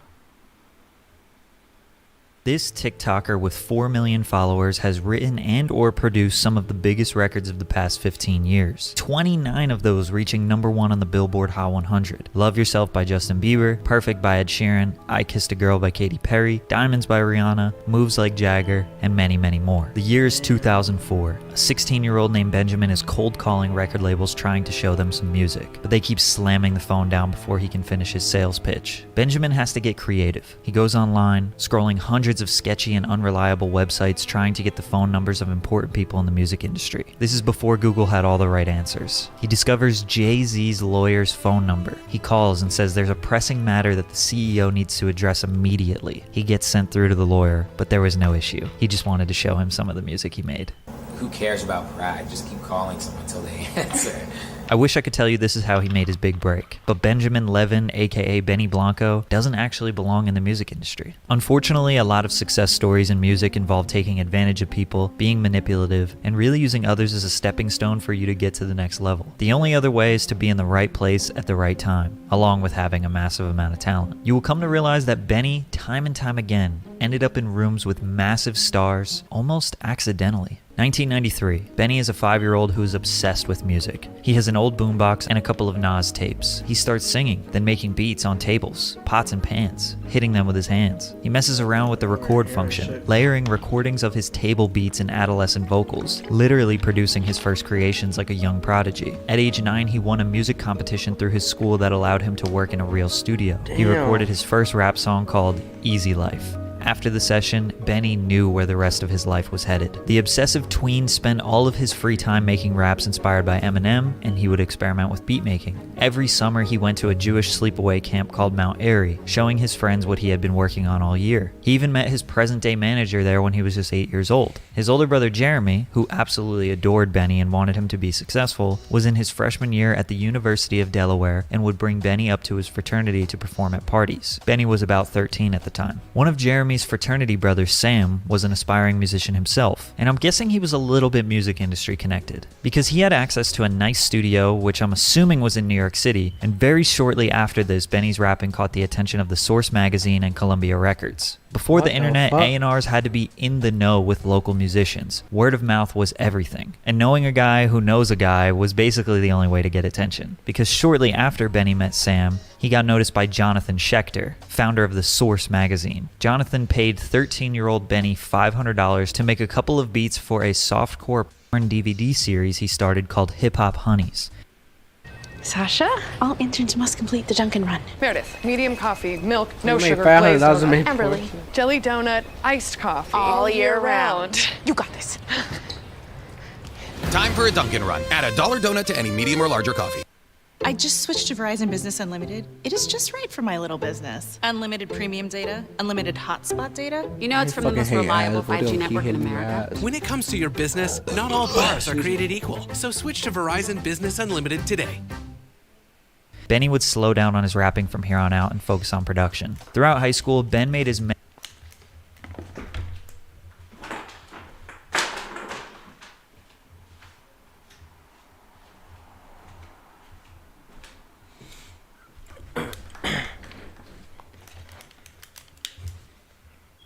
many 5-hour bus trips to New York as possible. Luckily, he had his grandmother in East Orange, New Jersey to stay with. Keeping his few music industry connections close and attending as many meetings as possible, he was just begging for more music work. When he was back home in Virginia, he did the cold calls to the record labels. And then on the internet, he was trying to find Jimmy Iovine's email. He added anyone on MySpace who maybe could have had some music industry connections, grinding to even see another sliver of music industry work. One day he gets an email response from a Brooklyn DJ named Disco D. He said, "I'm leaving for Brazil next week and you're going to come and fill the studio for me. If you book someone to work at the studio every day of the week, you're hired." And Benny had that studio booked the entire time. Disco D wanted to keep him around. Benny graduated high school and attended the Institute of Audio Research in New York to be closer to D. Disco D became a mentor to Benny, and he pushed him to be the best he could be. He would delete his projects mid-session, erase his completed works, and throw his CDs in the trash, forcing him to start over and get better. He pushed Benny to be more interesting, more experimental, and take more musical risk.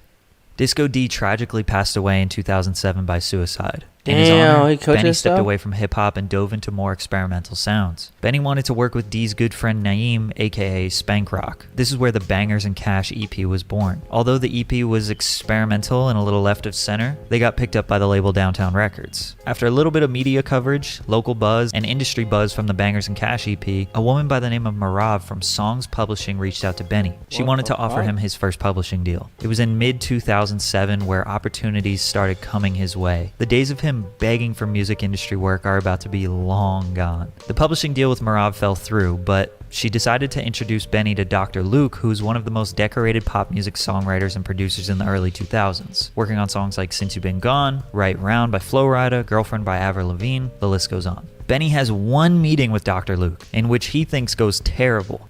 I met him, I thought he didn't like me, and then turns out he did. And Luke asks him to make music with him that weekend. Luke then introduces him to Max Martin, who has wrote tons of iconic songs. And then he immediately gets thrown into a writing session with Britney Spears. Because I never made pop music. I didn't know anything about pop music, really. So some guy who was just making niche booty bounce club rap and knows nothing about pop music gets introduced to two songwriting legends, and after one meeting gets thrown into rooms with massive pop stars. Why? I don't know. I guess they saw something in Benny. Maybe they could just see his potential beyond what a typical person can see. Maybe they just liked his personality. We can't really say why they initially believed in him, but they were clearly right about him considering how his career went. Can you just double check and make sure you're subscribed? Wouldn't hurt to like the video and maybe take a sip of water as well. Benny became essentially an apprentice for Dr. Luke and Max Martin. He was in the real deal music industry now, writing and producing for Katy Perry and Britney Spears. And just when you think the story is going to be that he rode the coattails of Luke and Max for the rest of his career, he did something else. You see, Benny still had to prove himself. Yes, he was in the rooms with big artists, but he wasn't running the show by any means. He was a student, essentially. He used the things he learned from these guys and implemented them on artists that he was collaborating with on the side. He stumbled into a session with an electronic duo called 303 to help them with a song, but then they came up with an entirely new idea, and in a drunken soiree, they ended up making the biggest songs that 303 would ever make. Benny was still much more into weird electronic indie music than pop, so 303 was the perfect duo for him. The song Don't Trust Me would hit number 7 on the Billboard Hot 100, and this was Benny's most successful song that he didn't work on with Luke and Martin. He was a great addition to Luke and Martin's production team, but he also just proved that he can make hits without them. Now he was a force to be reckoned with. Him and Katy Perry hit it off, so they were working on more music. Dr. Luke signed Kesha, and Benny wrote and or produced literally all of her popular songs. He worked with Tayo Cruz and wrote all of his big songs, basically. Stereo Hearts by Gym Class Heroes, Moves Like Jagger by Maroon 5, No Sleep by Wiz Khalifa. 2009 to 2011, the Billboard was flooded with songs that Benny either wrote or produced, and he was just 23 years old. By 2012, he was getting press coverage and interviews, and word was out that Benny Blanco is a music industry songwriter and producer you need to know. He was able to get a little bougie from here. First of all, I don't work with anyone who's not my friend. Once you make a name for yourself, you get to move like a boss. Benny decided he's only going to work with people who he has a genuine connection with. You see, Benny attributes most of his success to him being a good hang. For me, when I'm producing a record, your only job in the studio is to keep a good vibe and be a good therapist. That's it. That's your only job. If you can make the artist feel comfortable enough to spill out what they want, or at least tell you what they want, then you did your job. This makes sense. In the industry, you will constantly find yourself in rooms where you don't know everyone. There's an intern, some random manager in the corner, maybe even people in the room that secretly want to see you fail. I don't know. Exactly. So if you have someone goofy and silly like Benny, you can relax, let go of unnecessary stresses, and reach your true creative potential. I got a shit. That was the email that Benny sent to Ed Sheeran before they became best friends. If someone types "I got a shit" on an email after not responding for 4 days, 99% of people are not going to respond to your emails ever again. But it just so happens that one person thought it was hilarious, and Ed Sheeran and Benny would end up making what's going on here? What some the of their fuck? biggest works together. And obviously Ed Sheeran became like the biggest pop star in the world. Kanye West and Benny Blanco. Reborn was the track they did together, which is actually my personal favorite on the project. This collab wouldn't have happened without Benny doing some free work for an artist named Francis and the Lights. And then I make records with Francis and the Lights. And you know, with the Francis album, I did that album for free because I thought it was incredible. He moved into my house. He was one of my favorite artists I ever seen. And because you do things because you feel and you the cameraman moving like crazy, and because of the art and because you're doing it for culture, doing that got me in with some of my favorite artists in the world because people respected the music that I was doing with Francis. It's like I got to work with Bon Iver because of Francis. I got to work with Kanye West because of Francis. You know, The Weeknd hit me up because of Francis. Just like the Spank Rock EP in 2007, working with Francis and the Lights just for the love of music is actually what got him to the next level in his career. Because by 2008, Benny had worked with literally every big star you can name. Bieber, Selena, Halsey, Khalid, Juice WRLD. I mean, the only people RP Juice left are Kanye and Drake. Still hasn't worked with Drizzy. The main difference between Benny and every other songwriter is that he is actually pretty publicly famous. Most songwriters are these hidden people in the background of the music industry that have all the secret sauce and they quietly craft all the hits that you and I absorb. Benny has a great personal brand. In 2018, he started openly collaborating with people as an artist and executive producer rather than a songwriter. Then in 2020, he started a successful YouTube series with his friend Maddie Matheson. He even started his real Hollywood acting career in the show Dave. But he had been making appearances in various music videos over the years, so being in front of the camera wasn't exactly new to him. But of course, TikTok is the big reason for all of this. God damn. Benny has basically just made viral TikTok after viral TikTok, just simply stating all of the songs he wrote while they play in the background. Winning over Gen Z with that round face, poofy hair, and infectious smile. He's just very likable. Benny can make it seem like being a successful artist is this magical process where you make something really nice and everyone hears it and agrees it's great and says, wow, we should promote this for you, and we all get really rich. And it may be that way for him now, but you need a lot of work ethic and honestly, a lot of luck. Time and time again, he had opportunities just fall into his lap. But Benny is very smart and very talented. So when one door opened, he walked in that shit and made the room his. So you can't make your own luck, but when it comes, don't waste the opportunity.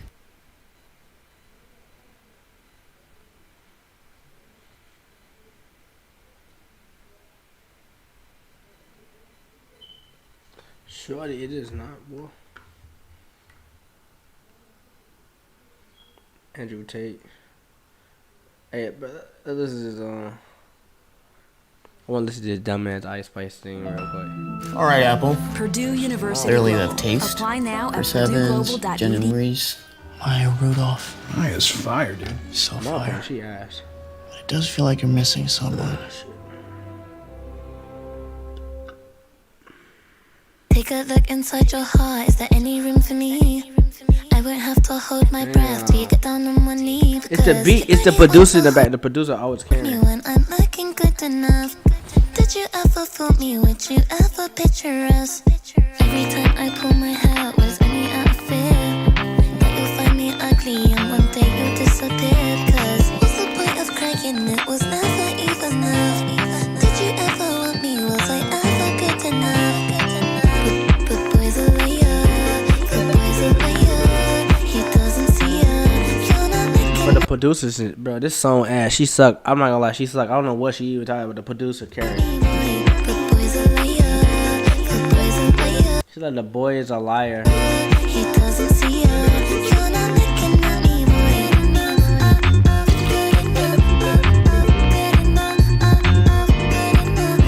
And bro, Ice Spices do the same thing. She literally just rocks back and forth, do the same.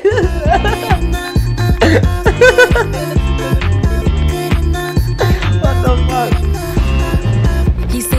enough. Got my think about shit that I shouldn't have. Oh my gosh, she's like like if Cardi B shit out of the kid, bro. So I tell him it's one of me. He making fun of me.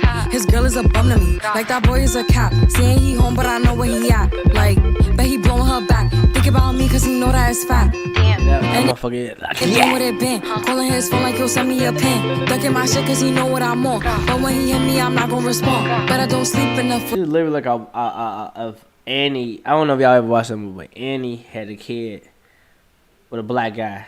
Without you, and I can't eat enough without you. If you don't speak, does that mean we're through? Don't like sneaky shit that you do. That's crazy.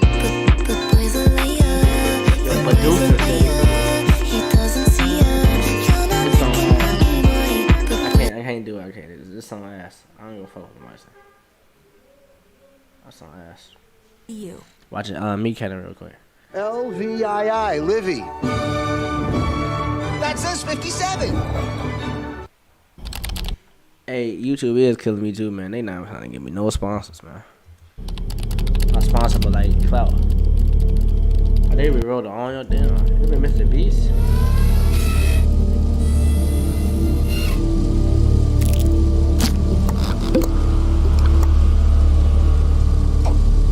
What the fuck? What the Another tune finished. I want your finger inside me. What the? Hey! Demonetized! New policy update. This is not suitable for advertisement. Wow. Another policy update? It's just so all of a sudden. I mean, why didn't I get notified?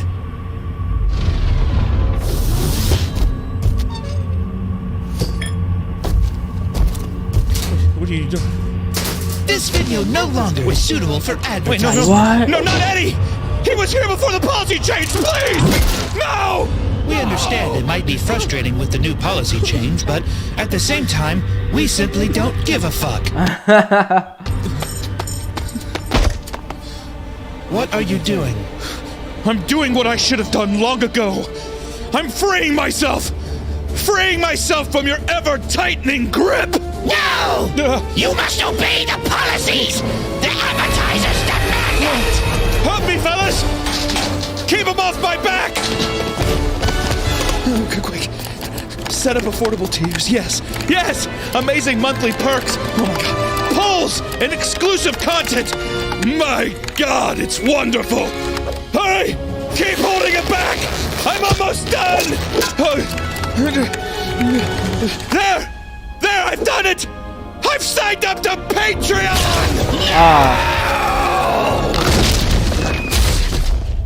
My god! It's beautiful! The power! The support! The freedom!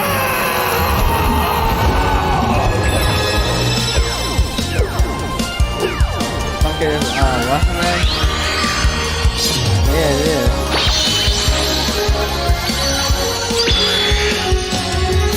That'd be copyright.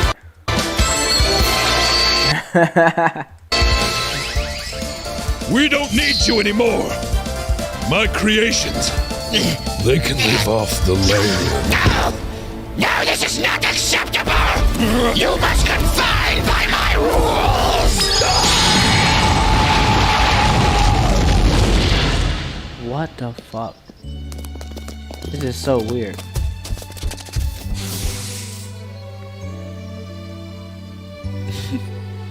Does this mean we are truly free? Maybe not totally free, but it's an amazing start. Support me on my fight against YouTube's continuous restrictions. Link in the description and in the comment section below. With your support, I can continue to support my team and not worry about YouTube's ever-changing monetization policies. We have amazing perks, monthly stickers, and it just helps support the channel. So please, give it a chance and check out the website below. Why go to Rumble? Wow.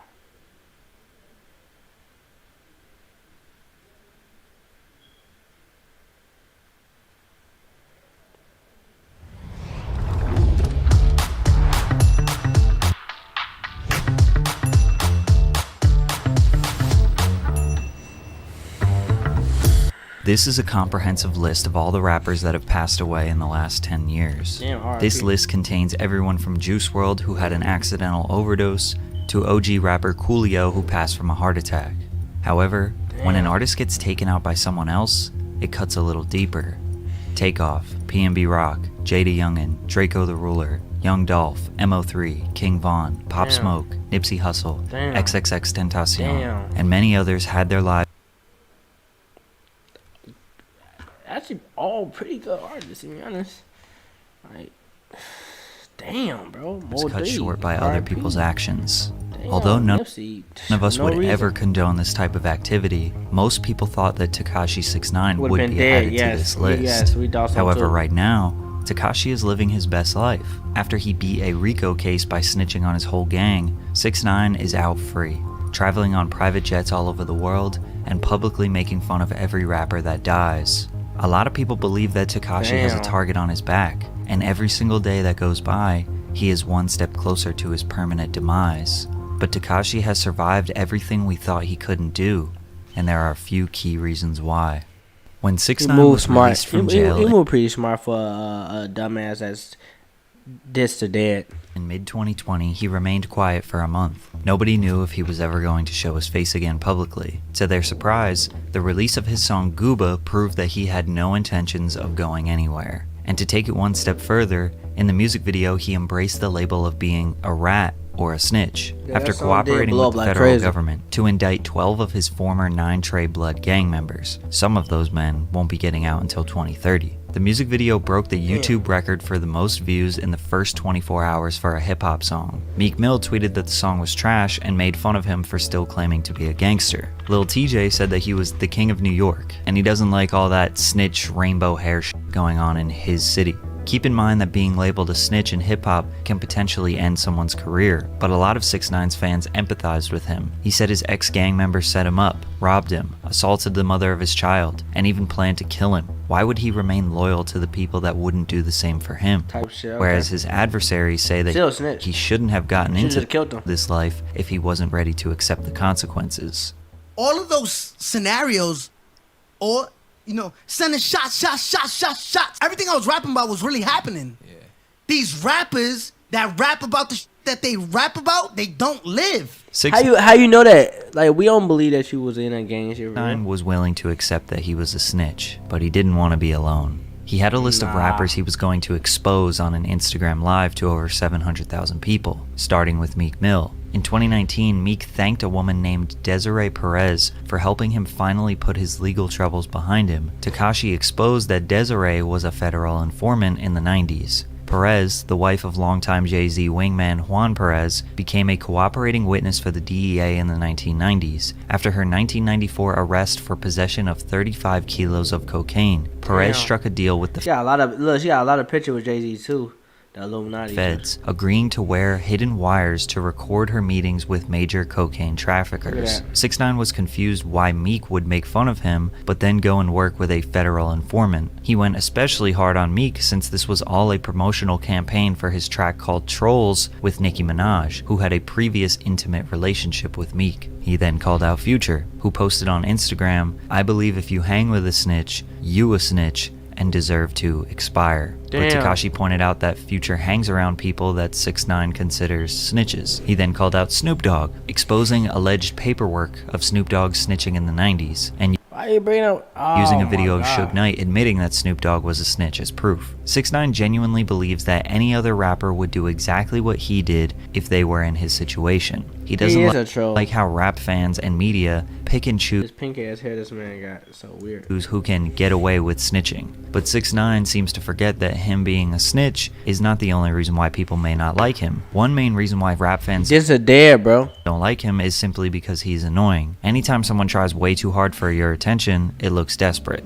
95% of rappers are getting your attention because of the songs they make or the creative ideas they share. Everything 6ix9ine does, from his IG posts to his lyrics, is comparing himself to others. Look what I have compared to him. Look at what I do compared to him. He gives off this try-hard, pick-me energy, and it just gets exhausting after a while. Yeah. But in mid-2020, the internet was deprived of 6ix9ine antics for over a year, so this expose proved to be effective. Not only did he piss off all these rappers, but the music video for Trolls dropped at the end of the IG Live, which was another 30 million view and 24-hour debut. Damn. That song would go on to hit #1 on the Billboard Hot 100, Tekashi and Nicki Minaj's first #1 hit.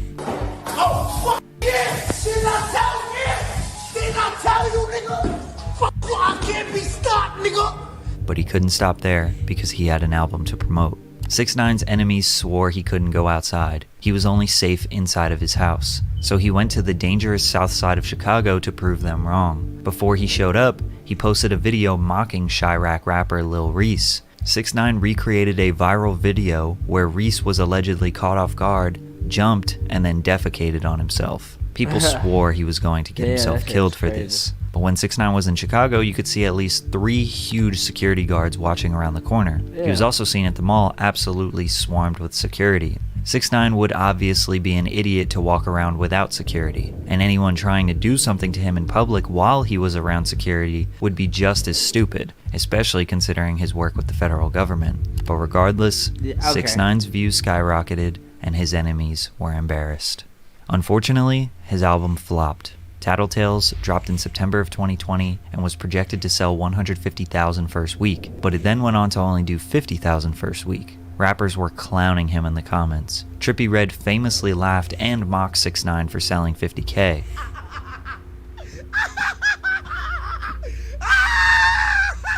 Then just last week in 2023, Trippie sold 50K with 22 features, including the biggest rappers in the music industry.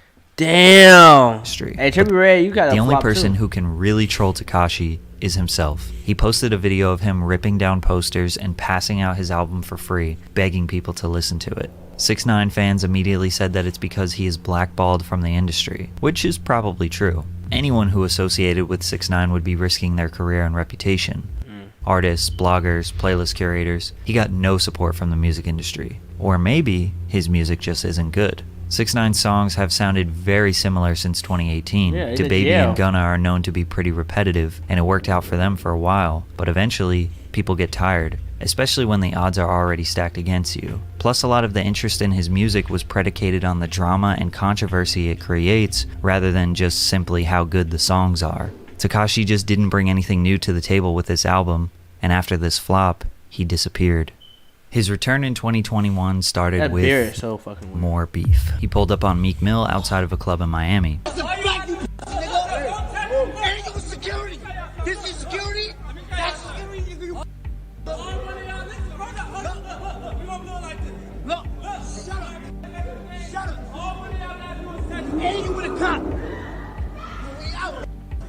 Look, you tight, and you with police. Again, all 6ix9ine was doing here was trying to prove that Meek Mill also walks around with security and is not as gangster as he portrays himself to be. But 6ix9ine has nothing to lose because everyone already knows that he isn't gangster. Meek made himself look even worse when he claimed that he almost smoked 6ix9ine, when in the video he very clearly was not going to do anything. Instead, after 6ix9ine left, he started yelling at the security saying that they were trying to get him in trouble. What y'all trying to get me in trouble? Huh? Just like the Chicago incident, nobody blamed Meek for not doing anything. Him and 6ix9ine were around 15 bodyguards and cops. All Tekashi proved was that Meek is protecting himself and his freedom. He is being smart, but it still got people talking about 6ix9ine again and provided a short-term L for Meek. Then he took shots at the late rapper King Von by saying, Look how happy he is. Look at this dead nigga on his shirt. Look. Damn, that shit is crazy. I think King Von thirsty. Look, yo, drink that. I'ma pee on you, nigga. That nigga Von rest in piss, nigga. I don't got cat rat, nigga. He even DM'd King Von's sister a picture of Von's body after the autopsy. Fans were disgusted at this evil behavior. However, King Von, Lil Durk, and their fans would famously scream that they were smoking Tuka, and would constantly make fun of Tuka, who was a 15-year-old boy from Chicago who got shot at the bus stop. 6ix9ine was wondering why people would praise Von for the same behavior they hated 6ix9ine for, and he did have a point. At The Real, luxury is Gucci, Louis Vuitton, Prada. Luxury is scoring something amazing for 90% off retail. Thousands of new finds every day. People were agreeing with him, but it still seemed random for 6ix9ine to just attack the late King Von. He looked extremely desperate for attention, especially when you consider that all of this happened after a 6-month hiatus conveniently surrounding the release of his song Zaza. Then once he gets his attention, promotes his song, he disappears again for a few months. Noticing a pattern here? However, in 2022, we saw a different side of 6ix9ine when he and Steve Will Do It started hanging out. They had been friends for that nigga just a while now, but the only time fans saw 6ix9ine in 2022 was in Steve's vlogs. In those vlogs, he was Danny, meaning he didn't portray any character. He was kind, funny, and appreciated by Steve's audience. This was the first time we ever saw who 6ix9ine truly was. They were giving away money to underprivileged communities and doing philanthropic work. It seemed like he might pursue a second career as a content creator, or maybe he was finally done with his rap beefs, but we were wrong, because he betrayed Steve for more short-term clout. 6ix9ine tricked Steve into doing a video collaboration with a young man named Perkio. Fucking Dirk son. Perkio was going viral for looking exactly like Lil Durk. Durk even supported him and brought him on stage at one of his concerts. Steve trusted 6ix9ine and thought that Perkio was a paid actor. When he got there, Tekashi pressed Perkio and forced him to wear a jacket with King Von on the back, trying to again stir up some drama with Lil Durk. Conveniently, 6ix9ine was releasing a song and NFT project called Gene at this time, which is why he randomly started creating beefs again. Steve went on an apology tour on various podcasts because people blamed him for accelerating a dangerous rap beef. But he didn't see that coming. Even though Steve was taken advantage of, he apologized. He even gifted Perkio with $20K, and 6ix9ine got what he wanted yet again.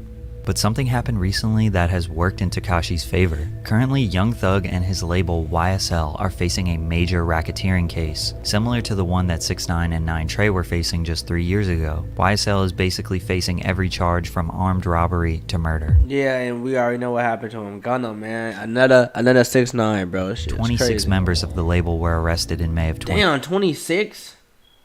Damn. 2020. One of those members was Sergio Kitchens, aka Kitchens ended up snitching, bro. Gunna, who is known as a close affiliate to Young Thug and top-ranking member of YSL. Gunna took a plea deal, which is essentially an admission of guilt, in order to get out of jail early. In open court, he said the following. YSL is a music label and a gang, and you have personal knowledge that members or associates of YSL have committed crimes in furtherance of the gang. Yes, ma'am. You not admitted to your crime. You just told the court that YSL's a gang. So now you just up your man's defense. You not owning up to your case, nigga. You a fucking rat, nigga. That's it, nigga. Then Tekashi pointed out how no rappers are publicly trashing Gunna because he is well respected and they like his music. But they were totally fine with making fun of Tekashi, which is true. Rappers, blogs, media. Nah, you think nobody did, but I never really liked the Gunna music. He's a snitch, bro. I'm sorry. None of them have really blatantly said that they don't support Gunna anymore. Yeah. YSL co-founder Mondo shared his thoughts about Gunna. You took a plea saying that you the main artist, brother. You the main artist, my brother. You capped down talking about some, well, you know this a game, and on top of that, you got caught with something and it wasn't yours. So who else was it? Who doing shit like that? Who doing that? Hey, boy, you didn't have nothing. Your shit gonna get dropped, brother. You know that, bro. What the hell? You panic. But the funny thing is... Oh, damn. He just said you panic. So that means you know it's not your shit. So why even snitch? You know deep in your heart it's not your shit. Who doing that? You had nothing to do with that. The person, if it's his car, the shit under him, it's his stuff. He was gonna go down for that stuff. You had nothing to do with it. Why you didn't have nothing? You just in the car. You could have acted dumb the whole time. You didn't know. Your shit gonna get dropped, brother. You know that, bro. What the hell? You panic. But the funny thing is, 6ix9ine was right. The general public does not care. The whole sentiment online is that people will still support Gunna's music regardless of what happened. 6ix9ine has successfully convinced people that these rappers are maybe not as gangster as they say they are. This YSL case, along with the unsettling numbers of artists who have died in the past few years, fans are doubling down on not wanting their favorite rappers to be gangsters. They want them to be artists. They want them I'm not gonna lie. That's great. That'd be so insane. To make music, be safe, and live a good life. But I don't don't think that rap fans realizing this has helped 6ix9ine's career. When Lil TJ got shot, 6ix9ine laughed at him. When PNB Rock got shot, 6ix9ine made fun of him. If something bad happens to any other rapper, he feels obligated and justified to point and laugh because that didn't happen to him. Why? Because he knows that people would do the same if he got shot. If 6ix9ine was taken out, nobody would be surprised. A lot of people wouldn't even have remorse considering how many people he has taunted. He is too far gone now. But when 21 Savage spoke about 6ix9ine, it made me realize why he isn't dead. Even if I seen him, I don't got no intention to do nothing to you. You just a rat. You go your way, I go my way. It don't mean it's smoke. Just cause you call a nigga a rat, that don't mean you gotta kill him when you see him. It's just like saying any nigga you call a bitch, you gotta kill him. If you see a fan on the internet comment shit and you say, man, shut your little weird ass up. Oh, when I see you, I gotta do something to you. That ain't how that go. You could feel a type of way about a nigga and a nigga go their way and you go your way. A lot of the rappers that clowned on Tekashi don't necessarily want him dead. Maybe they just don't like him. Maybe he was an easy target for some jokes. In most cases, it was Tekashi who escalated these beefs. And the more you think about it, it seems like... I just don't like when people talk about dead people. That nigga dead. Why you still talking about him, bro? He came and defend himself. 6ix9ine is the one who cares the most about what other people think. And all these other rappers are usually just minding their own business. But let's be honest. Anyone who would attempt at 6ix9ine would never be able to beat the case. And is that guy really worth throwing your life away for? No. And 6ix9ine knows this. So he's going to keep up his antics, and most likely, nobody's going to do anything. Don't you fucking video, boy. This nigga like great content there. Oh, no, you got them interesting. You got me interesting. That's it.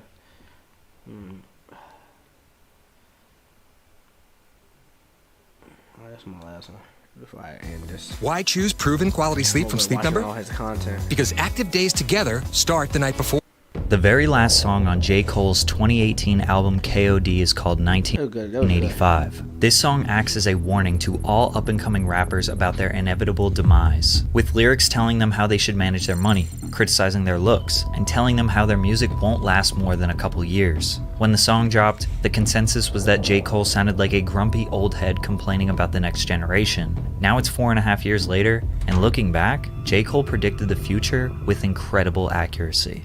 It's important to note that the 1985 record probably would never have been made if Lil Pump didn't attack J. Cole first. In early 2017, while Pump was buzzing in the SoundCloud world, he noticed his comment section on social media was flooded with people typing, "Fuck J. Cole." Damn. Why? No reason. So Pump ran with it and started trolling J. Cole because it made his fans mad and got his engagement up. The 17-year-old rapper posted a video of him in the studio working on what seemed to be a diss track.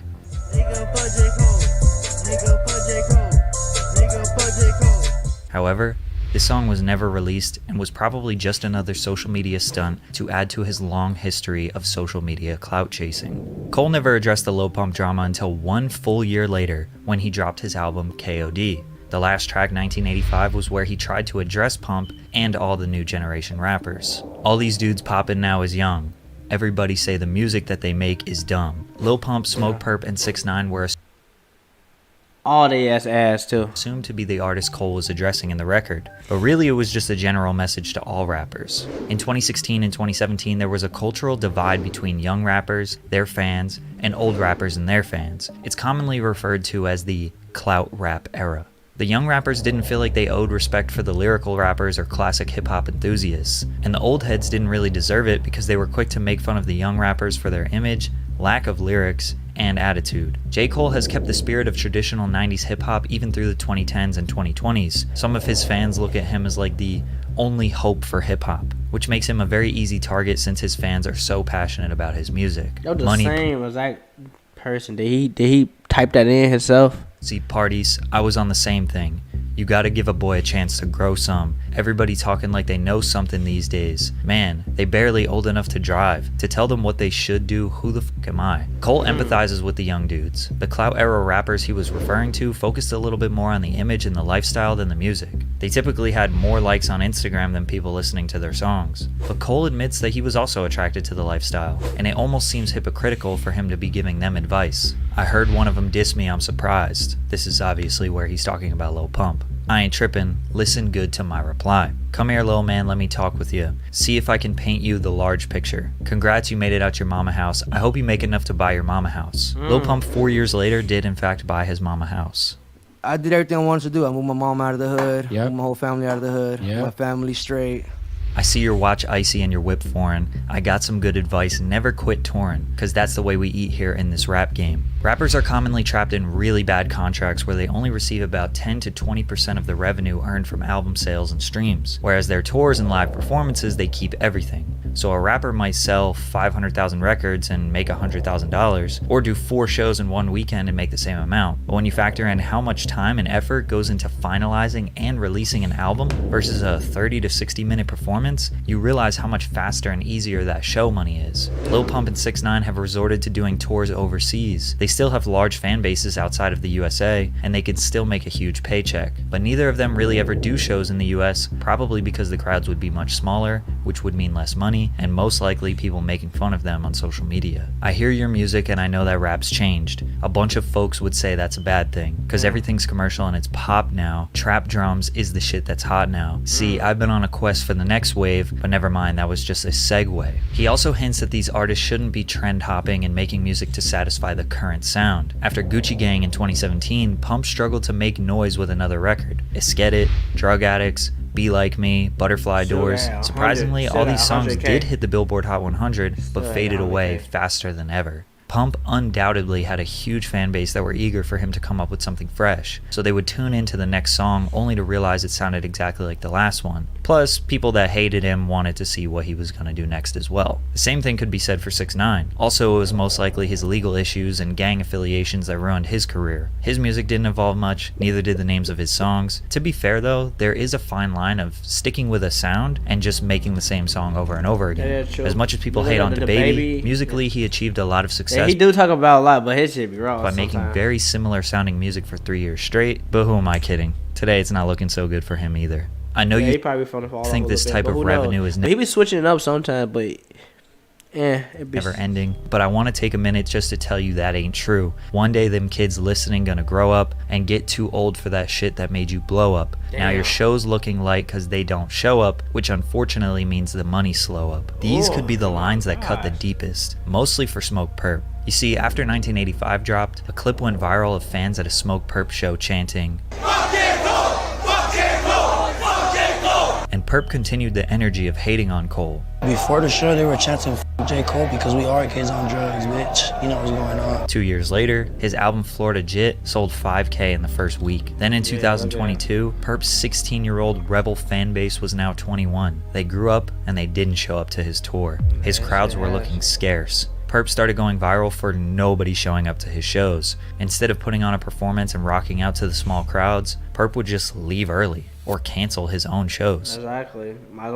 Then the money slows up, and oh boy was this evident. All of the clout era rappers have resorted to some cheap Instagram promotions. Partnered up with High Key Clout, and so look, we're giving away $10,000. Yo, this is Smoke Perp, and I'm teaming up with High Key Clout to give away a free $10,000. What's up, guys? It's Los Guys, and I'm teaming up with High Key Clout to do a giveaway. Yo, it's Rich the Kid. I'm teaming up with High Key Clout to give away $10,000 cash. It's your boy Big 14. Another team double. Damn, you did the same thing. And we're giving away 10K cash. Oh, yes, so. Yeah, man. I partnered up with High Key Clout, wireless headphones. We're giving away 10K cash. Lil Xan promoting sketchy crypto coins. Yo. Wow, all this shit is set up. Let the heat drop. I fucking hate Takis, bro. What's going on, guys? I want you to check out this new token called Marvin Inu. It's super dope, man, and they're about to take off. 6ix9ine promoting multiple NFT scams. Blueface doing influencer boxing events. It's possible that the pandemic hurt everyone's shows, and maybe these artists could have rode their wave a little longer. But now people are being very selective who they go out and see live. Now you scrambling and hoping to get hot again, but you forgot you only popped because you were riding trends. Now you old news and you going through regrets. Smoke Perp was caught buying Instagram followers. Cuff Boys noticed that every time his follower count dropped below 4 million, it would randomly shoot up by multiple thousands. He also tried to attack Kanye on Instagram for saying that he wrote I love it and Ye owes him $9 million. And Kanye, nigga, you owe me like $9 million, nigga. Hit my line, nigga, or my lawyer's gonna hit your lawyer, nigga. Just doing anything for clout. Lil Pump did the same thing, posted ridiculous pictures on the internet for attention. Come on, man, that shit crazy. Shaved his eyebrows, claimed he was going to start making rock music, In my opinion, he hit an all-time low when he decided to make a song with the YouTubers, the Dobre Brothers. Hit It If You Know You Lit was the most awkward and horrible song I have ever heard. Hit it if you know you lit.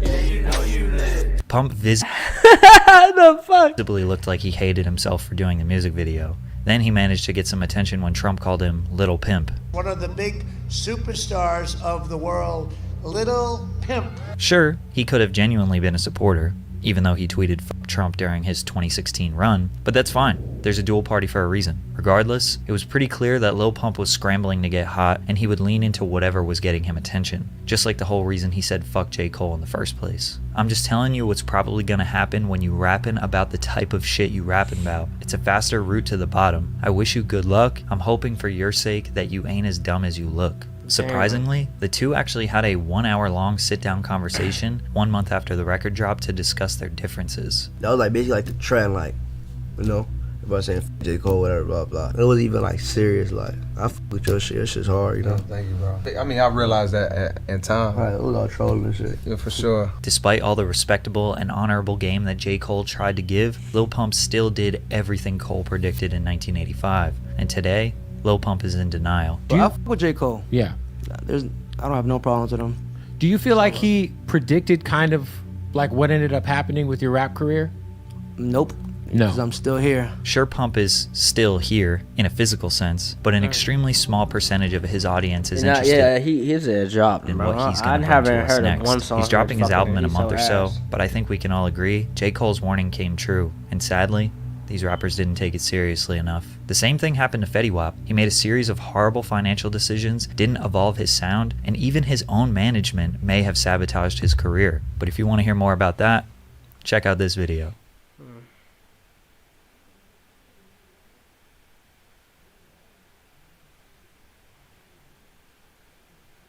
Alright, that's it. Guess I'll watch some shit on my own too. It's, yeah, what is this?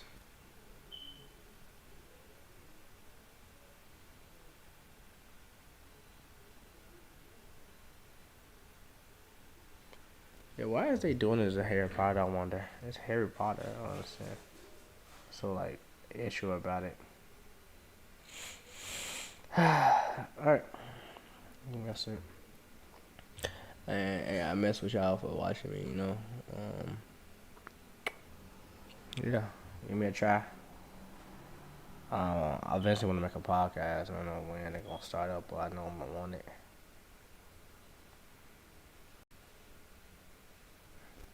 I'm gonna react to the. I'm on watching Duke ass. You gonna get clout. You're gonna get a lot of clout because of race. The way this is.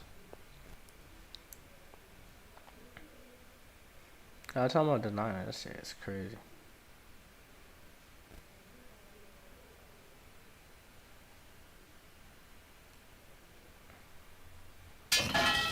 That's it. I'm going on a Dunkin' run. I'll do a Dunkin' run. Yeah, me too. I will also go on a Dunkin' run. Gentlemen, we've had success with phase 1. Expensive cars. Money. Classic Tate W. And most importantly, women. We do be getting them bitches though. Classic Tate W, man. You're the best. Women. But it's time now for phase 2 of our journey. And that, gentlemen, is self-love. Observe closely, gentlemen. Oh, Yo, is this real? Full send it, Tank. Yeah, hell yeah. Full send it, brother. What the fuck is Well, I going on? gotta try this. Good idea.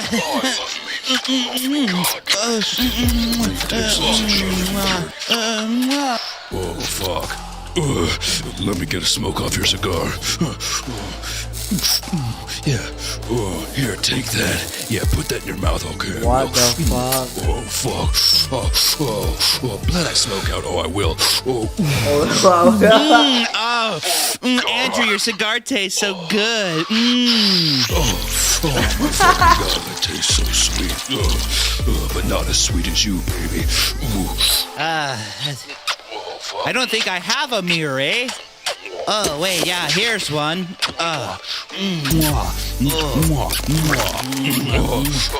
Real G. I'm a real top bloke, aren't I? Oh, Hey, yeah, wait. You are. Oh, you are. Hey, you wait. Fuck. Hold on, baby, Wait. hold on. Did he just give birth? What's going on, lads? What's the problem? You gave birth. That's like a woman thing, right? Yeah. Giving birth is like a woman thing. Yo, this is sus. Like, one of you guys are female or a woman or something. I don't know, like something. Full send it. Guys, I'm not a female. If anything, he's the female. What are you talking about? You were the one calling me baby the whole time, which is classically a female move. Fine. Let's prove who's a man right now, then. Fine!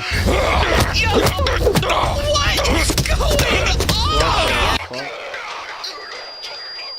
Who am I? This is hilarious. Money. What did he say?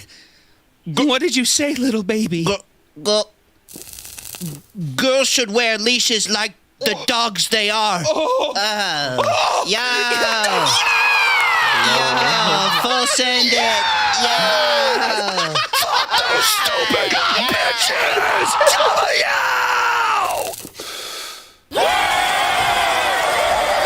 The group is celebrating life today. A member of their flock seems to be leaving and doesn't plan to return.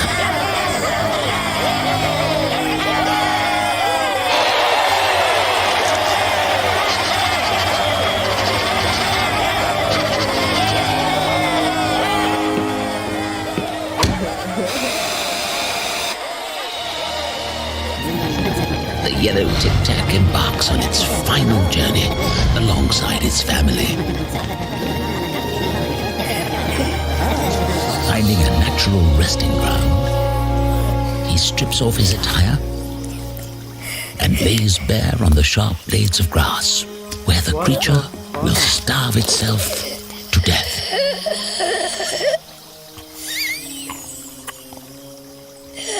It doesn't stray away from the hunger. It embraces it like a warm blanket.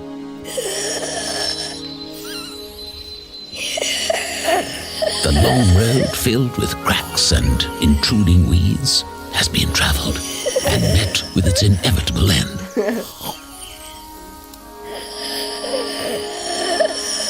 Finally, the creature draws its final breath, breathing in the beautiful air it's been able to enjoy its entire life for a final time.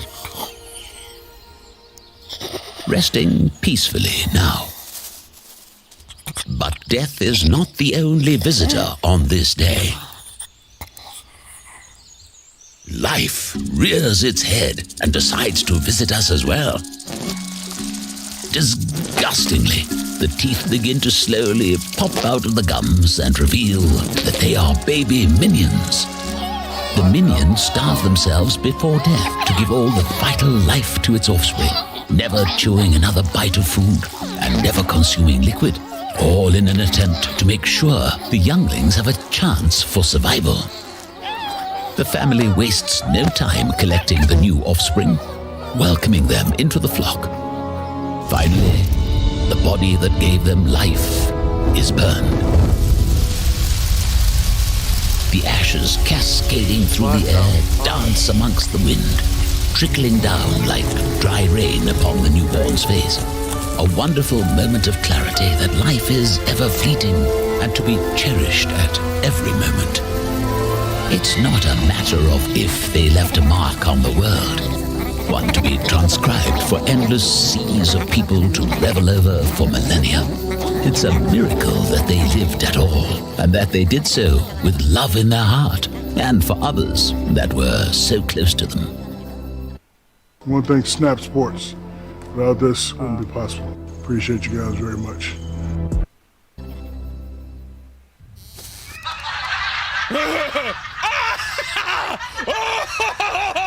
My watching that shit no more.